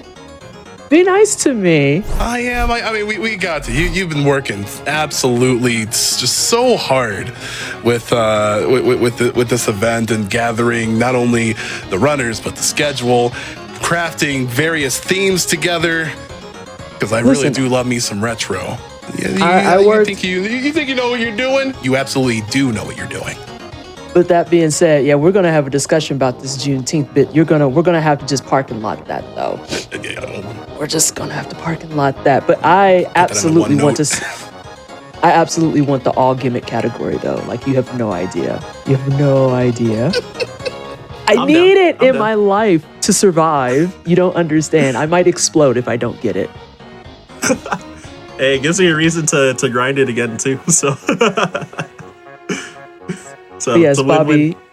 Yeah, I was gonna say, I absolutely want to see it, and thank you so much for Super Mario RPG. And I just can't believe how much we got memed. Can you remind the chat again what the name is? You said it was Ryan Fort Sienna, right? Ryan Lexus. Is there no, it's Ryan Audi. It's Ryan Audi. That's what it was. Ryan Honda. Not the Ryan. Oh, Ryan Hyundai. Okay. There you go. We'll find you. It's fine. Chat, you know how to follow it. The link is in the chat, even though we're a mess. We don't remember the name, like, at all. I got you. I'm just going to drop it a couple times right there. I don't want to take too much of everybody's time. I just want to chop it up with PT and ask a couple of questions. And, I'm being interviewed? Is it my interview time? Yes, it is your interview time. Oh, okay. I got dressed for the occasion. Let's do it. Yeah, so Pleasantly Twisted. I mean, we've heard your name throughout this entire weekend. You've even done an incredible display of the various hit list showcases with the bosses in Bloodborne. And now we've come to this. There's been a lot of praise. There's been a lot of hype. And just to see all of this, nearly 3,000, or rather over 3,000, as much as 5,000 people been watching Black runners shine. How do you feel about that? And how do you feel to be a part of that as well? It's honestly kind of alarming, if I'm being really honest, because I'm always very conscious of how the events are going to go. I'm always conscious about, God, I hope people think that they like it. I hope they have a good time. I hope they have fun. I hope that it's going to be high energy. And the chat has done nothing but just persuaded me that I had nothing to worry about, because it's been a fun time. It's been a great weekend. There's been fantastic runs. All the work has paid off. And I am so pleased that y'all are all having such a great time. Like, that's my ultimate end goal is as long as chat and the hosts are all having fun and the runners are having fun, that's what I care about. My lack of sleep is no one else's problem. I just want to make sure we're all having a good time. And I hope, chat, are y'all having a good time? Are you having a good time? You enjoying the runs? I'm pretty sure there's been copy pastas, there's been gift subs to Ryan Parking Lot, like to Ryan dealerships, like My all parking around lot. the world. No. They gave it to Ryan Fiat, knowing that Ryan Fiat probably came and get this over there. Oh my giggles. Not this. But yes, that's my biggest thing. And it was nerve-wracking, but now that it's all going, I couldn't be happier. I could not be happier. Well, there are things that could make me happier, but I could not be happier. And part of that is what we're all working toward, especially when it comes to building up this community with old and new blood. We've had so many performers so far that are just either old or new, but to see them come together and also just chopping it up with each other in our little Discord chats and like all that stuff, really getting to know one another, even outside the realm of video games. Like, it's absolutely nothing short of magical. It really, truly is. And I want to go back for a second for like the fact that it's varieties of levels too. Mm-hmm. Like, having the new blood come in here has been so exciting. Like the heartfelt commentary from Swarm earlier today. We've got like Big B's with big energy with that Teenage Mutant Ninja Turtles Shredder's Revenge run. That was hype. And I'm not just saying that because I was on commentary. Like, that was heat. And he's new. He's new. Swarm is new. Shin Domino is new. These are new people coming in and killing it. And then you've got the vets coming in that are working with them and saying, yeah, you got this. It's dope. Seeing the hype and the encouragement. It's absolutely blissful. Oh my God. We're going to stop gushing about it because y'all know I'm prone to crying and I'm not. We have to make it through the last run before I'm allowed to cry. I'll definitely get out of your hair. Is there anything else that y'all need from me? Oh, I mean, I did tell y'all to follow me, but also stay tuned for the rest of this event, right? Yes, you have to. I have to make sure I fill those boots because you did a fantastic job hoping today. The energy was immaculate. I just have to hope that my hair and my makeup can keep up with it. You've been changing into like so many fabulous outfits like this entire weekend. I think you could chill out a little bit, especially when when we got some comfy Stardew Valley to close it out. One more again, Sprinkle Theory. Yeah, I love the comfy Stardew Valley. I'm not gonna lie, and it's 50 mines too. So I really want to see how this is done because I've played Stardew Valley lightly, and I am the one I played it co-op. I'm the one that I'm just like, I don't plant because in real life I kill stuff, and in games that is still true. I'm gonna go hit the rocks. I'm the one that does the smackies, and you let me know if you need anything. Oh, I have to go mingle with people? Nar. No. Whap and bap, if you will. Whap and bap. I'm here to do the whapping and the bapping. You need rocks? I got you. Oh, you need some sage? Nah, fam, I can't help you with that. All right, I'm done. With that being said, Bobby, thank you so much for your time today. It is greatly appreciated. I'm going to take over from here, so y'all get to deal with me for the rest of the day. We're going to take a few minutes to get situated with the next. Can I get one thing? Can I just get one small thing in? What you want? I just want one small thing. I just want to promote a charity event that I'm going to be doing this week, starting actually tomorrow. Fantastic. I would like to hear more. Because through everything of, throwing food in the cafeteria and all that stuff, there's a lot of good that we can actually be doing in that stead. There's a lot of energy that we can be putting towards uplifting and helping our fellow Black trans members of our respective communities. So if you want to follow me at twitch.tv/TheBlacktastic at 2 p.m. Eastern, we are going to be going through what an event is called Black Up. And it's a charity event benefiting the Trans Women of Color Collective. We're going to be playing a lot of video games where you can play as really, really cool Black characters. And I would love all hands on deck. I would sure appreciate it, but I'm definitely sure that the people that we're trying to help would appreciate it a whole damn lot more. So if you have the funds, feel free to chip them on over when we do go live at 2 p.m. Eastern. Or if you don't, feel free to just spread the word. We need as many hands on deck as possible, especially when it comes to protecting Black trans lives. Absolutely. It's Black Lives Matter, and that includes all Black lives. So that being said, I do appreciate you adding that shout out. Thank you for cutting me off to let out that very important message and call out. Please go support this man. Fantastic content, fantastic runner, fantastic entertainer all around, an A+ individual. Please give your love to Bobby, TheBlacktastic Cruz. I probably put my hand the wrong way. I totally did. Yeah, it's this way. My bad. Sorry. We're going to take a few minutes to get situated with the next run. I will be taking over for the rest of this event. We'll see you in a little bit. Take care, y'all. See you.